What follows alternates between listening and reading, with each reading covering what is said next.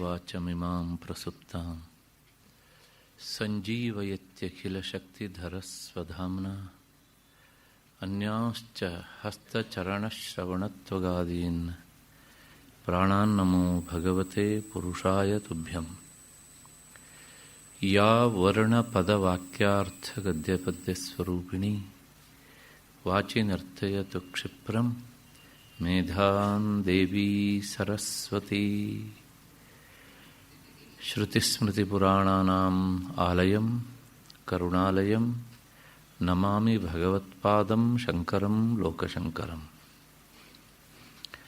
ಸಿಂಧೂರಾರುಣವಿಗ್ರಹಾಂ ತ್ರಿನಯನಾಂ ಮಾಣಿಕ್ಯಮೌಲಿಸ್ಫುರತ್ ತಾರಾನಾಯಕಶೇಖರಾಂ ಸ್ಮಿತಮುಖೀಂ ಆಪೀನವಕ್ಷೋರುಹಾಂ ಪಾಣಿಭ್ಯಾಂ ಅಲಿಪೂರ್ಣರತ್ನಚಷಕಂ ರಕ್ತೋತ್ಪಲಂ ಬಿಭ್ರತೀಂ ಸೌಮ್ಯಾಂ ರತ್ನಘಟಸ್ಥರಕ್ತಚರಣಾಂ ಧ್ಯಾಯೇತ್ ಪರಾಮಂಬಿಕಾಂ.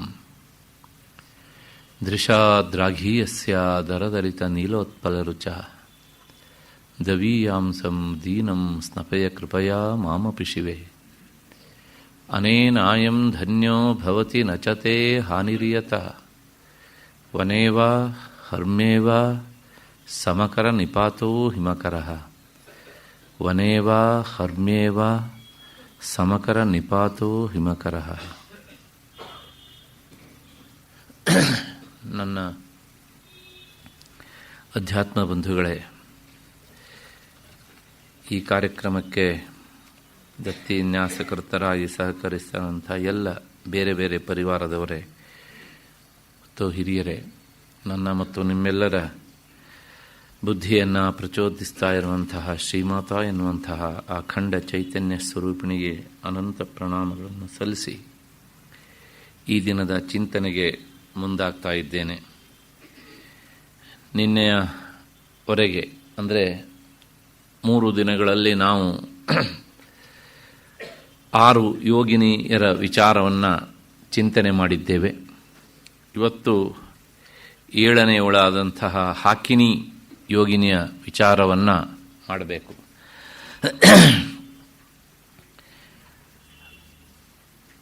ಆ ಹಾಕಿನಿ ಯೋಗಿನಿ ಮಾಡಬೇಕು. ನಿನ್ನೆ ಅದು ಮುಕ್ತಾಯ ಆಗಿದೆ, ಉಪಸಂಹಾರ ಆಗಿದೆ. ಮುಂದೆ ಯಾಕಿನಿ ದೇವಿಯ ವಿಚಾರವನ್ನು ಕುರಿತು ನಾವು ಚಿಂತಿಸಬೇಕಾದದ್ದು ಇದೆ. ನೋಡೋಣ. ಈ ನಾಮ ಪ್ರಾರಂಭ ಆಗುವಂತಹದ್ದು 528ನೇ ನಾಮ ಸಹಸ್ರದಳ ಪದ್ಮಸ್ಥ ಅಂತ. ಸಹಸ್ರದಳ ಪದ್ಮದಲ್ಲಿ ಇರುವವಳು ಅನ್ನೋದು ಆ ನಾಮದ ನೇರವಾದಂಥ ಅರ್ಥ. ಸಂಸ್ಕೃತದಲ್ಲಿ ಅದನ್ನು ಸಹಸ್ರದಳ ಲಕಾರ ಬರೀತಾರೆ, ಕನ್ನಡದಲ್ಲಿ ಹೇಳುವಾಗ ಲಕಾರವನ್ನು ಹೇಳ್ತೇವೆ. ಕನ್ನಡದಲ್ಲೂ ಅದನ್ನು ಸಹಸ್ರದಳ ಪದ್ಮದಲ್ಲಿ ಇರುವವಳು ಅಂತ ಹೇಳಿದ್ರೆ ತಪ್ಪೇನಿಲ್ಲ. ಸಂಸ್ಕೃತದಲ್ಲಿ ಲಳಯೋಹ ಅಭೇದ, ಲಕಾರಕ್ಕೆ ಮತ್ತು ಲಕಾರಕ್ಕೆ ಭೇದ ಎನ್ನುವಂತಹದ್ದು ಇಲ್ಲ. ಹಾಗಾಗಿ ಸಹಸ್ರದಳ ಸಹಸ್ರದಳ ಎರಡೂ ಸಹ ಕರೆಕ್ಟ್. ಆದರೆ ಸಾಮಾನ್ಯವಾಗಿ ಲೌಕಿಕ ಸಂಸ್ಕೃತದಲ್ಲಿ ಲಕಾರದ ಬಳಕೆ ತುಂಬ ಕಡಿಮೆ. ವೇದದಲ್ಲಿ ಅದನ್ನು ನೇರವಾಗಿ ಲಕಾರವನ್ನು ಲಕಾರದ ಸ್ಥಾನದಲ್ಲಿ ಉಪಯೋಗಿಸುವಂತಹದ್ದು ಉಂಟು. ಇನ್ನುಳಿದಂತಹ ವ್ಯಾವಹಾರಿಕವಾದಂತಹ ಸಂಸ್ಕೃತದಲ್ಲಿ ಇಲ್ಲ ಸಾಮಾನ್ಯವಾಗಿ. ಉದಾಹರಣೆಗೆ ಕನ್ನಡದ ಪ್ರಭಾವದಿಂದ ನಾವು ಹೇಳ್ತೇವೆ ಅಷ್ಟೇ ಹೊರತು ಸಹ ನೇರವಾಗಿ ಲಕಾರ ಸ್ಥಾನ ಲಕಾರವನ್ನು ಹೇಳೋದು ಬಹಳ ವಿರಳ. ಹಾಗೆ ಹೇಳಿದ್ದಿದ್ರೆ ಕನ್ನಡದ ಪ್ರಭಾವದಿಂದ ಹೇಳ್ತೇವೆ ಅಷ್ಟೇ. ಒಂದೆರಡು ಉದಾಹರಣೆ ಕೊಟ್ಬಿಡ್ತೇನೆ. ಬೃಹನ್ನಲಹ ಬೃಹನ್ನಳಹ. ಏಕೆಂದರೆ ನಮಗೆ ಬೃಹನ್ನಲಹ ಅನ್ನೋದನ್ನು ಕನ್ನಡದಲ್ಲಿ ಹೇಳಲಿಕ್ಕೆ ಅದ್ರ ಬಿಟ್ಟರೆ ಬೇರೆ ಶಬ್ದ ಇಲ್ಲ. ಅದನ್ನು ಲಕಾರ ಮಾಡಿದ್ವಿ. ಆ ಲಕಾರದ ಪ್ರಭಾವದಿಂದ ಸಂಸ್ಥೆಯಲ್ಲಿ ಹೇಳಬೇಕಿದ್ರೆ ನಾವೇನು ಹೇಳ್ತೇವೆ? ಬೃಹನ್ನಳಹ ಅಂತಲೇ ಹೇಳ್ಬಿಡ್ತೇವೆ. ಹಾಗಾಗಿ ಸಂಸ್ಥೆಯಲ್ಲಿ ಹೇಳುವಾಗ ಅದನ್ನು ಲಕಾರವನ್ನೇ ಹೇಳಬೇಕು. ಹಾಗಿದ್ರೆ ಲಳಯೂಹ ಅಭೇದ ಅಂತ ಹೇಳಿದ್ರಲ್ಲ ಅಂದರೆ ಅದು ವಿಶೇಷವಾಗಿ ಶ್ರುತಿ ವೇದಕ್ಕೆ ಸಂಬಂಧಪಟ್ಟ ಹಾಗೆ ಹೇಳಿದಂಥ ಮಾತು. ಅಗ್ನಿಮೀಳೆ ಪುರೋಹಿತಂ ಅಂತ ಈಳೆ ಅಂತಲೇ ಹೇಳಬೇಕು. ಅಲ್ಲಿ ಈಲೆ ಅಂತ ಹೇಳಬಾರದು. ಅದು ಯಾಕೆಂದರೆ ಅದು ವೇದ ಹಾಗೆ ಹೇಳಿದೆ. ಹಾಗಾಗಿ ನಮಗಲ್ಲಿ ಸ್ವಾತಂತ್ರ್ಯ ಇಲ್ಲ. ಅಷ್ಟು ಹಿನ್ನೆಲೆಯಲ್ಲಿ ಈ ಒಂದು ವಿಚಾರವನ್ನು ಮನಸ್ಸಲ್ಲಿ ಇಟ್ಕೊಂಡಿರಬೇಕು. ಯಾಕೆಂದರೆ ಪದೇ ಪದೇ ಈ ಸಾಹಿತ್ಯದಲ್ಲಿ ಇದೊಂದು ಸಮಾನವಾಗಿ ಬರುವಂತಹ ವಿಚಾರ. ಸಹಸ್ರದಳ ಪದ್ಮ ಎಲ್ಲಿದೆ ಅಂತಂದರೆ ಪ್ರತಿಯೊಬ್ಬ ಮನುಷ್ಯನ ಶಿರೋಭಾಗದಲ್ಲಿ ಇರುವಂತಹದ್ದು ಇದು. ಈ ಸಹಸ್ರದಳ ಪದ್ಮ, ಅಥವಾ ಇದಕ್ಕೆ ಇನ್ನೊಂದು ಹೆಸರು ಸಹಸ್ರಾರ ಅಂತ. ಅರ ಅಂದರೆ ದಳ ಅಂತ ಅರ್ಥ ಸಂಸ್ಕೃತದಲ್ಲಿ. ಸಹಸ್ರ ಅರ, ಸಹಸ್ರಾರ, ಸಹಸ್ರ ದಳ ಪದ್ಮ, ಎರಡಕ್ಕೂ ಸಹ ಅರ್ಥ ಒಂದೇ. ಹೀಗೆ ಯೋಗಶಾಸ್ತ್ರದ ಪ್ರಕಾರ ಈ ಚಂದ್ರಮಂಡಲ ಇರುವಂತಹದ್ದು ಇಲ್ಲಿಯೇ, ಆಕಾಶದಲ್ಲ, ಇದೇನೆ. ಈ ಚಂದ್ರಮಂಡಲವೇ ಸಮಯಗಳ ಮತದಲ್ಲಿ, ನಾನು ಹಿಂದೆ ಹೇಳಿದ್ದೇನೆ, ಜಗನ್ಮಾತೆಯನ್ನು ಆರಾಧಿಸುವಂತಹ ಗುಂಪು ಪ್ರಧಾನವಾಗಿ ಮೂರುಂಟು.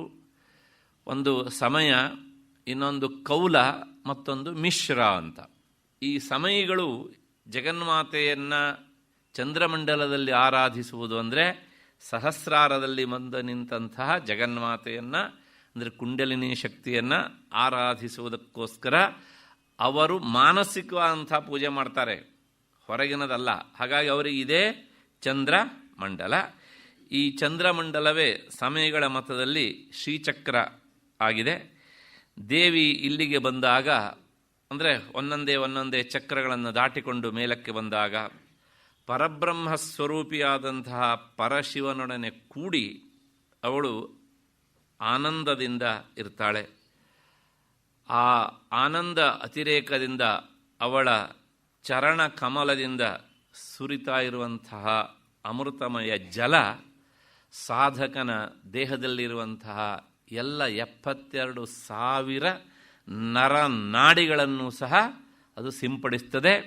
ಅದು ಅತ್ಯಂತ ಆನಂದದ ಅತಿರೇಕದ ಸ್ಥಿತಿ. ಎಷ್ಟೋ ಕೋಟಿಗಳಲ್ಲಿ ಒಬ್ಬರಿಗೆ ಮಾತ್ರ ಅನುಭವಕ್ಕೆ ಬರುವಂತಹದ್ದು. ಆ ಸ್ಥಿತಿ ಅತಿ ವಿರಳ ಮತ್ತು ಅದು ಅತ್ಯಂತ ಉನ್ನತವಾದಂಥ ಸ್ಥಿತಿ. ಇದೇ ಮುಕ್ತಿಗೆ ಮೂಲ ಕಾರಣ ಅಂತ ಯೋಗಶಾಸ್ತ್ರ ಮತ್ತು ತಂತ್ರಶಾಸ್ತ್ರ, ವಾಮಕೇಶ್ವರ ತಂತ್ರ ಮೊದಲಾದಂಥ ಗ್ರಂಥಗಳು ಹೇಳ್ತವೆ. ಅಷ್ಟಾದ ಮೇಲೆ ಈ ಸಹಸ್ರದಳ ಪದ್ಮದಲ್ಲಿ ಇರುವಂತಹ ದೇವಿಗೆ ಯಾಕಿನಿ ಅಂತ ಹೆಸರು. ನಿನ್ನೆ ದಿವಸ ಹಾಕಿನಿವರೆಗೆ ನಾವು ನೋಡಿದ್ದೇವೆ. ಇವಾಗ ನೋಡಬೇಕಾದ್ದು ಒಂದೇ ಒಂದು ಯೋಗಿನಿ ವಿಚಾರ ಬಾಕಿ ಉಳಿದಿದೆ, ಯಾಕಿನಿ ಅಂತ ಅವಳ ಹೆಸರು. ಆ ಯಾಕಿನಿ ದೇವಿಯ ಧ್ಯಾನ ಶ್ಲೋಕ ಹೀಗಿದೆ: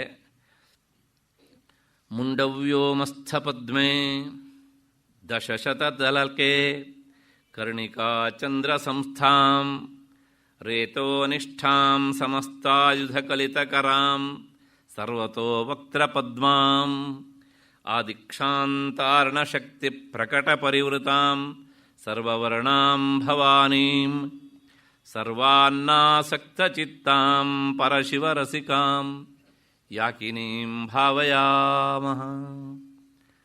ಮುಂಡವ್ಯೋಮಸ್ಥ ಪದ್ಮೆ ದಶಶತದಲಕೆ ಕರ್ಣಿಕಾ ಚಂದ್ರ ಸಂಸ್ಥಾಂ ರೇತೋ ನಿಷ್ಠಾಂ ಸಮಸ್ತ ಆಯುಧ ಕಲಿತಕರಾಂ ಸರ್ವತೋ ವಕ್ತ್ರ ಪದ್ಮಾಂ ಆದಿಕ್ಷಾಂತಾರ್ಣ ಶಕ್ತಿ ಪ್ರಕಟ ಪರಿವೃತಾಂ ಸರ್ವವರ್ಣಾಂ ಭವಾನೀಂ ಸರ್ವಾನ್ನಾಸಕ್ತಚಿತ್ತಾಂ ಪರಶಿವರಸಿಕಾಂ ಯಾಕಿನೀಂ ಭಾವಯಾಮಃ.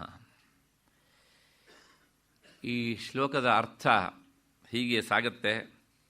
ಈ ಯಾಕಿನಿ ದೇವಿಯು ಮಾನವ ದೇಹದ ತಲೆಯ ಭಾಗದಲ್ಲಿ ಇರುವಂತಹ, ಅಂದರೆ ಬ್ರಹ್ಮರಂಧ್ರದಲ್ಲಿರುವ, ಈ ಬ್ರಹ್ಮರಂಧ್ರ ಅಂದರೆ ಏನು ನಮಗೆಲ್ಲರಿಗೂ ಮರ್ತೋಗಿದೆ. ನಾವೆಲ್ಲರೂ ಹುಟ್ಟಿದಾಗ ಈ ನೆತ್ತಿಯ ಮಧ್ಯಭಾಗದಲ್ಲಿ ಸುಮಾರು 1.5 ಇಂಚಿನಷ್ಟು ಜಾಗ ಅತ್ಯಂತ ಮೃದುವಾಗಿ ಇರುತ್ತೆ. ತಾಯಂದಿರಿಗೆ ಅದರ ಅನುಭವ ಇರುತ್ತೆ. ಆ ವ್ಯಕ್ತಿಗೆ ಅನುಭವ ಬರೋಷ್ಟೊತ್ತಿಗೆ ಅದು ಗಟ್ಟಿಯಾಗಿಬಿಡುತ್ತೆ ಅಂತ. ಆ ಭಾಗಕ್ಕೆ ಹೆಸರು ಬ್ರಹ್ಮರಂಧ್ರ ಅಂತ. ಅಲ್ಲಿಗೆ ಇಲ್ಲೊಂದು ಸೂಕ್ಷ್ಮವಾದ ವಿಚಾರ ಉಂಟು. ಪರಬ್ರಹ್ಮ ವಸ್ತುವಿನತ್ತ ಕರೆದುಕೊಂಡು ಹೋಗಲಿಕ್ಕೆ ಬೇಕಾದ ಒಂದು ರಂಧ್ರ ಅಲ್ಲಿ ಉಂಟು. ಆ ಹೆಸರೇ ಹೇಳುತ್ತೆ. ಹಾಗಾಗಿ ಅದರ ಹೆಸರು ಬ್ರಹ್ಮ ರಂಧ್ರ ಅಂತ. ಹೀಗೆ ಈ ಸಹಸ್ರದಳ ಕಮಲದ ಬ್ರಹ್ಮರಂಧ್ರದಲ್ಲಿರುವಂತಹ ಸಹಸ್ರದಳ ಕಮಲದ ಕರ್ಣಿಕೆಯ ನಾಳ ಅದು ಚಂದ್ರಮಂಡಲದಲ್ಲಿ ಇರುವವಳು. ಇಡೀ ಈ ಭಾಗವೇ ಅದು ಸಹಸ್ರದಳ ಕಮಲ. ಅದನ್ನು ಹೇಳಲಿಕ್ಕೆ ಶಬ್ದ ಉಂಟು ಅಲ್ಲಿ ನೋಡಿ, ದಶ ಶತ ದಲಕೆ. ಅಲ್ಲಿ ನಾಮದಲ್ಲಿಲ್ಲ, ಧ್ಯಾನ ಶ್ಲೋಕದಲ್ಲಿ ನಾನು ಹೇಳ್ತಾ ಇರೋದು. ದಶ ಶತ ಎಷ್ಟಾಯಿತು? 10. ಮತ್ತೆ ದಲಕೆ, ದಶ ಶತ ದಲಕೆ ಅಂದರೆ ಸಹಸ್ರಾರ, ಸಹಸ್ರದಳ ಪದ್ಮ ಅಂತ ಹೇಳುವಂತಹದ್ದು. ಅಲ್ಲೊಂದು ಕರ್ಣಿಕಾ ಚಂದ್ರ ಸಂಸ್ಥಾಂ. ಕರ್ಣಿಕಾ ಅಂದರೆ ಈ ನಾಳ. ಈ ನಾಳ ಉಂಟು ನೋಡಿ, ಇಲ್ಲಿಂದ ಶುರುವಾಗಿದೆ.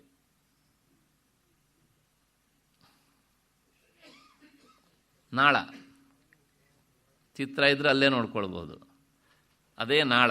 ಅದರ ತುದೀಗುಂಟು ಒಂದು ಕಮಲ, ಹೌದು ತಾನೆ? ಚಂದ್ರ ಸಂಸ್ಥಾಂ, ಅದನ್ನೇ ಚಂದ್ರಮಂಡಲ ಅಂತ ಕರೀತಾರೆ. ನಮಗೆ ಸ್ಪಷ್ಟವಾಗಿ ಅರ್ಥ ಆಗಲಿ ಅಂತ ಅಲ್ಲಿ ಚಂದ್ರಬಿಂಬನೇ ಚಿತ್ರದಲ್ಲಿ ತೋರಿಸ್ಬಿಟ್ಟಿದ್ದಾರೆ ನೋಡಿ. ಕಾಣಿಸ್ತಾ ಇದೆ ಅಂತ ಅಂದ್ಕೊಂಡಿದ್ದೇನೆ. ನೇರವಾಗಿ ಚಂದ್ರಮಂಡಲವನ್ನೇ ತೋರಿಸ್ಬಿಟ್ಟಿದ್ದಾರೆ. ಆಯಿತು. ಇಂತಹ ಚಂದ್ರಮಂಡಲದಲ್ಲಿ ಜಗನ್ಮಾತೆ ಇಲ್ಲಿ ಬಂದು ಪರಶಿವನೊಂದಿಗೆ ಅವಳು ಸೇರ್ತಾಳೆ. ಇದು ಇಷ್ಟು ಒಂದು ಸಾಲಿನ ಅರ್ಥ. ಮತ್ತು ಯಾಕಿನಿ ದೇವಿ ಅವಳ ವಾಸಸ್ಥಾನ ಎಲ್ಲಿ ಅಂತ ಗೊತ್ತಾಯ್ತು ನಮಗೆ. ಮುಂದಿನದು ರೇತೋನಿಷ್ಠಾಂ ಅಂದರೆ ಅವಳು ಈ ರೇತಸ್ಸಿನಲ್ಲಿ ಅಭಿಮಾನವನ್ನು ಇಟ್ಟವಳು. ಅದು ಮತ್ತೆ ಮುಂದೆ ವಿಚಾರ ಮಾಡೋಣ ಅದ್ರ ಬಗ್ಗೆ ಹೆಚ್ಚಾಗಿ. ಮತ್ತೆ ಅವಳ ಸ್ವರೂಪ ಹೇಗಿದೆ ಅಂದರೆ ಸಮಸ್ತ ಆಯುಧ ಕಲಿತಕರಾಂ. ಹಿಂದೆಲ್ಲ ಒಂದೊಂದು ಯೋಗಿನಿಯಾಗಿಯೂ ಸಹ 4 ಕೈಗಳಂತೆ ಮುದ್ರೆ ಮತ್ತು ಆಯುಧಗಳನ್ನು ನೋಡ್ಕೊಂಡು ಬಂದಿದ್ವಿ. ಇಲ್ಲಿ ಹಾಗಲ್ಲ, ಆಕೆಯ ಕೈ ಇಷ್ಟು ಅಂತ ಹೇಳೋದೇ ಇಲ್ಲ. ಸಮಸ್ತ ಆಯುಧ ಕಲಿತಕರಾಂ, ಎಲ್ಲ ಆಯುಧಗಳನ್ನು ಧಾರಣೆ ಮಾಡಿದ್ದಾಳೆ. ಮತ್ತು ಅವಳಿಗೆ ಮುಖ ಎಷ್ಟು? ಹಿಂದೆಲ್ಲ ಪಂಚವಕ್ತ್ರ ಮತ್ತು ವಕ್ತತ್ರಯ ವಕ್ತದ್ವಯ ಅಂತೆಲ್ಲ ಹೇಳ್ಕೊಂಡು ಬಂದಿತ್ತು. ಇವಳಿಗೆ ಎಷ್ಟು ಮುಖ ಕೇಳಿದರೆ ಸರ್ವತೋ ವಕ್ತ್ರ ಪದ್ಮಾಂ. ನೀವು ಯಾವ ಕಡೆಯಿಂದ ನೋಡಿದರೂ ಅವಳಿಗೆ ಮುಖ ಕಾಣುತ್ತೆ ರೀ. ಅವಳ ಮುಖ ತಿರ್ಸ್ಕೊಳ್ಳೋದೇ ಇಲ್ಲ. ಸರ್ವತೋ ವಕ್ತ್ರ ಪದ್ಮಾಂ. ಮತ್ತು ಹಿಂದೆಲ್ಲ ಆಕೆಗೆ ಈ ವರ್ಣ ರೂಪವಾದಂಥ ಶಕ್ತಿಗಳನ್ನು ಹೇಳ್ಕೊಂಡು ಬಂದಿದ್ದೇವೆ ಬೇರೆ ಬೇರೆ ಯೋಗಿನಿಯರಿಗೆ. ಈಕೆಗೆ ಎಷ್ಟು ಆ ವರ್ಣರೂಪವಾದ ಶಕ್ತಿಗಳು ಅಂದರೆ ಲೆಕ್ಕ ಹಾಕ್ಕೊಳ್ಳಿ ನೀವು. ಆದಿಕ್ಷಾಂತಾರಣ ಶಕ್ತಿ ಪ್ರಕಟ, ಅಕಾರದಿಂದ ಪ್ರಾರಂಭ ಮಾಡಿ ಕ್ಷಕಾರದವರೆಗೆ ಇರುವಂಥ ಎಲ್ಲ ವರ್ಣಗಳು ಸಹ ಆಕೆಯ ಶಕ್ತಿಗಳು. ನೋಡೋಣ ಅದು ಏನಾಗುತ್ತೆ ಅಂತ. ಮತ್ತು ಬೇರೆ ಬೇರೆದೆಲ್ಲ ಬಣ್ಣ ನೋಡಿದ್ವಿ ನಾವು. ಜಗನ್ಮಾತೆಯ ಈ ಯೋಗಿನಿ ಯಾಕಿನಿ ಯೋಗಿನಿಯ ಬಣ್ಣ ಹೇಗೆ ಕೇಳಿದರೆ ಸರ್ವವರ್ಣಾಂ, ದಟ್ ಮೀನ್ಸ್ ಚಿತ್ರವರ್ಣಾಂ, ಸರ್ವವರ್ಣದಿಂದ ಕೂಡಿದವಳು. ಅದಕ್ಕೆ 2 ಅರ್ಥ ಮತ್ತೆ ಪುನಃ ಆಮೇಲೆ ನೋಡೋಣ ಮತ್ತೆ ಏನು ಅಂತ. ಭವಾನಿ, ಅವಳು ಯಾರು ಅಂದರೆ ಭವಸ್ಯ ಪತ್ನಿ ಭವಾನಿ. ಭವಾನಿ ಅನ್ನೋದಕ್ಕೆ ಅರ್ಥವೇ ಭವಸ್ಯ ಪತ್ನಿ ಅಂತ. ಮತ್ತು ಅವಳಿಗೆ ಆಹಾರಗಳನ್ನೆಲ್ಲ ಯಾವ್ಯಾವ್ದು ಇಷ್ಟ ಅಂತ ಹೇಳ್ಕೊಂಡು ಬಂದಿದ್ದೇವೆ ನಾವು ಅಲ್ವಾ. ಈ ಭವಾನಿಗೆ ಯಾವುದು ಇಷ್ಟ ಕೇಳಿದರೆ ಸರ್ವಾನ್ನಾಸಕ್ತ ಚಿತ್ತಾಂ.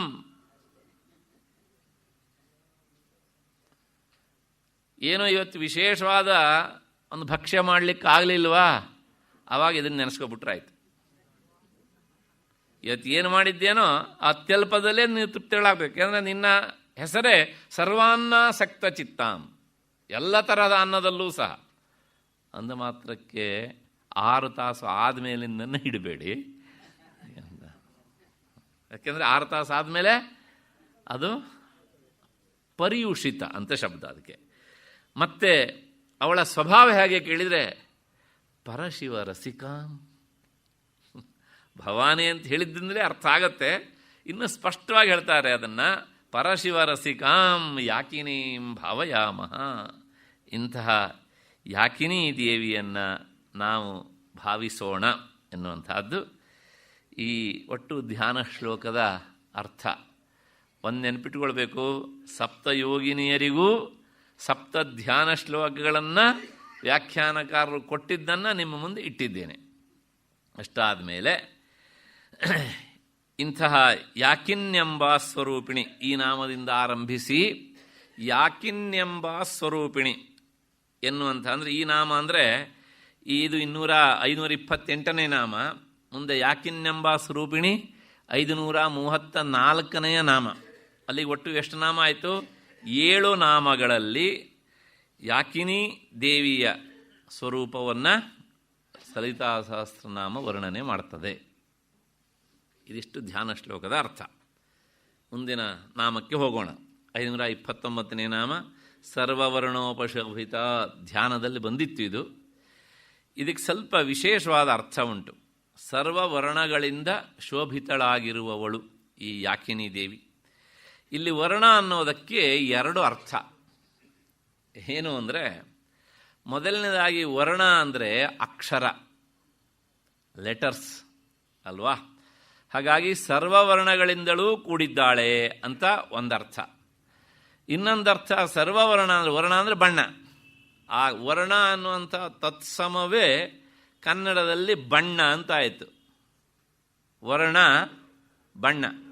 ಇದು ಸರಿಯಾಗಿ ಅರ್ಥ ಆಗದೇ ಇದ್ರಿಂದಲೇ ನಮ್ಮಲ್ಲಿ ಏನಾಗಿದೆ, 25,000 ಜಾತಿಗಳು ಹುಟ್ಕೊಂಡಿವೆ ಇವತ್ತು. ಆ ವರ್ಣ ವಿಚಾರ ಬಂದ ತಕ್ಷಣ ಏನು ಮುಗಿ ಬೀಳದ್ದೇ ಬೀಳ್ತಾರೆ ಎಲ್ಲರೂ, ಹಾಗೆ ಹೀಗೆ ಅಂತ. ಈ ಹಿನ್ನೆಲೆಯೇ ಗೊತ್ತಿಲ್ಲ. ಹಾಗಾಗಿ ವರ್ಣ ಅನ್ನೋದಕ್ಕೆ ಅರ್ಥ ಬಣ್ಣ.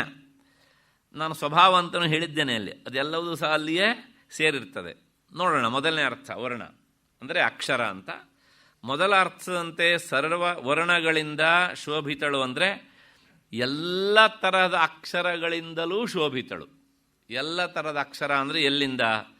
ಅಕಾರದಿಂದ ಆರಂಭಿಸಿ ಕ್ಷಕಾರದವರೆಗಿನ ಎಲ್ಲ ವರ್ಣಗಳಿಂದಲೂ ಸಹ ಶೋಭಿತಳಾದವಳು. ಈಗ ನಮಗಿಷ್ಟು ಗೊತ್ತಾಯಿತು. ಆದರೆ ಎಲ್ಲ ಅಕ್ಷರಗಳಂದ್ರೆ ಒಟ್ಟು ಎಷ್ಟು ಅಕ್ಷರ ಆಯಿತು ಅನ್ನೋದು ಒಂದು ಪ್ರಶ್ನೆ ಉಳಿದೋಯ್ತಲ್ಲ. ಪ್ರಾಮಾಣಿಕವಾಗಿ ಹೋಮ್ವರ್ಕ್ ಮಾಡಿಬಿಡ್ಬೇಕು ಅಲ್ವಾ. ಹಾಗಾಗಿ ಎಷ್ಟಾಯಿತು ಅಂದರೆ ಸ್ವಲ್ಪ ಎಲ್ಲ ವರ್ಣ ಅಂದರೆ ಎಷ್ಟು ಅಂತ ನೋಡಬೇಕು. ವಿಶುದ್ಧಿ ಚಕ್ರದಲ್ಲಿ ನಾವು ಲೆಕ್ಕ ಹಾಕಿದ್ದೇವೆ 16 ಸ್ವರಗಳು. ಆ ವಿಶುದ್ಧಿ ಚಕ್ರದಲ್ಲಿರುವಂತಹ ಯೋಗಿನ ಹೆಸರು ಡಾಕಿನಿ. 16 ಅಕ್ಷರಗಳು ಲೆಕ್ಕ ಹಾಕ್ಕೊಳ್ಳಿ. 16. ಬೈಬೇಡಿ ನನ್ನನ್ನು. ಲಲಿತಾ ಸಹಸ್ರನಾಮ ಹೇಳ್ತೇನೆ ಅಂಥೇಳಿ ಕೂಡಿಸೋದು ಕಳೆಯೋದು ಮ್ಯಾಥಮೆಟಿಕ್ಸ್ ಪಾಠ ಶುರು ಮಾಡಿದ್ದೀರಾ ಅಂತ. ಒಂದು ಸ್ವಲ್ಪ ಹೊತ್ತಷ್ಟೇ, ಆಮೇಲೆ ಮತ್ತೆ ಪುನಃ ಅಲ್ಲಿಗೆ ಹೋಗೋಣ.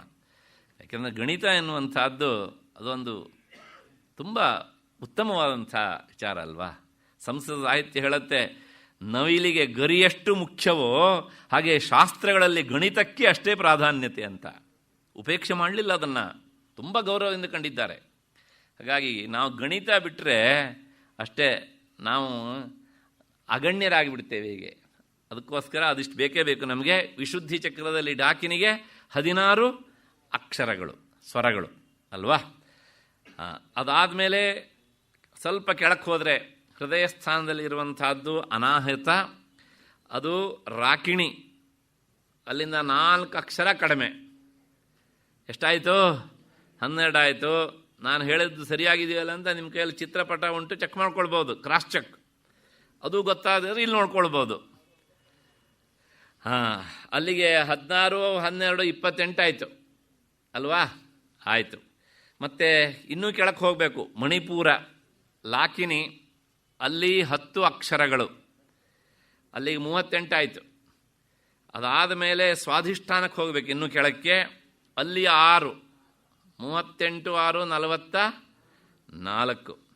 ಅದಾದ ಮೇಲೆ ಮತ್ತೆ ಮೂಲಾಧಾರಕ್ಕೆ ಹೋದರೆ 4 ದಳಗಳು, 4 ಅಕ್ಷರಗಳು, 48 ಆಯಿತು. ಪುನಃ ವಾಪಸ್ ಬಂದರೆ ಆಜ್ಞಾಚಕ್ರಕ್ಕೆ ಬಂದರೆ 2. ನಿನ್ನೆ ದಿವಸ ಅಂದುಕೊಂಡಿದ್ದೇವೆ ಹಕಾರ, ಕ್ಷಕಾರ, ಹಂಸವತಿ ಮತ್ತು ಕ್ಷಮಾವತಿ. ಅಲ್ಲಿಗೆ ಎಷ್ಟಾಯಿತು?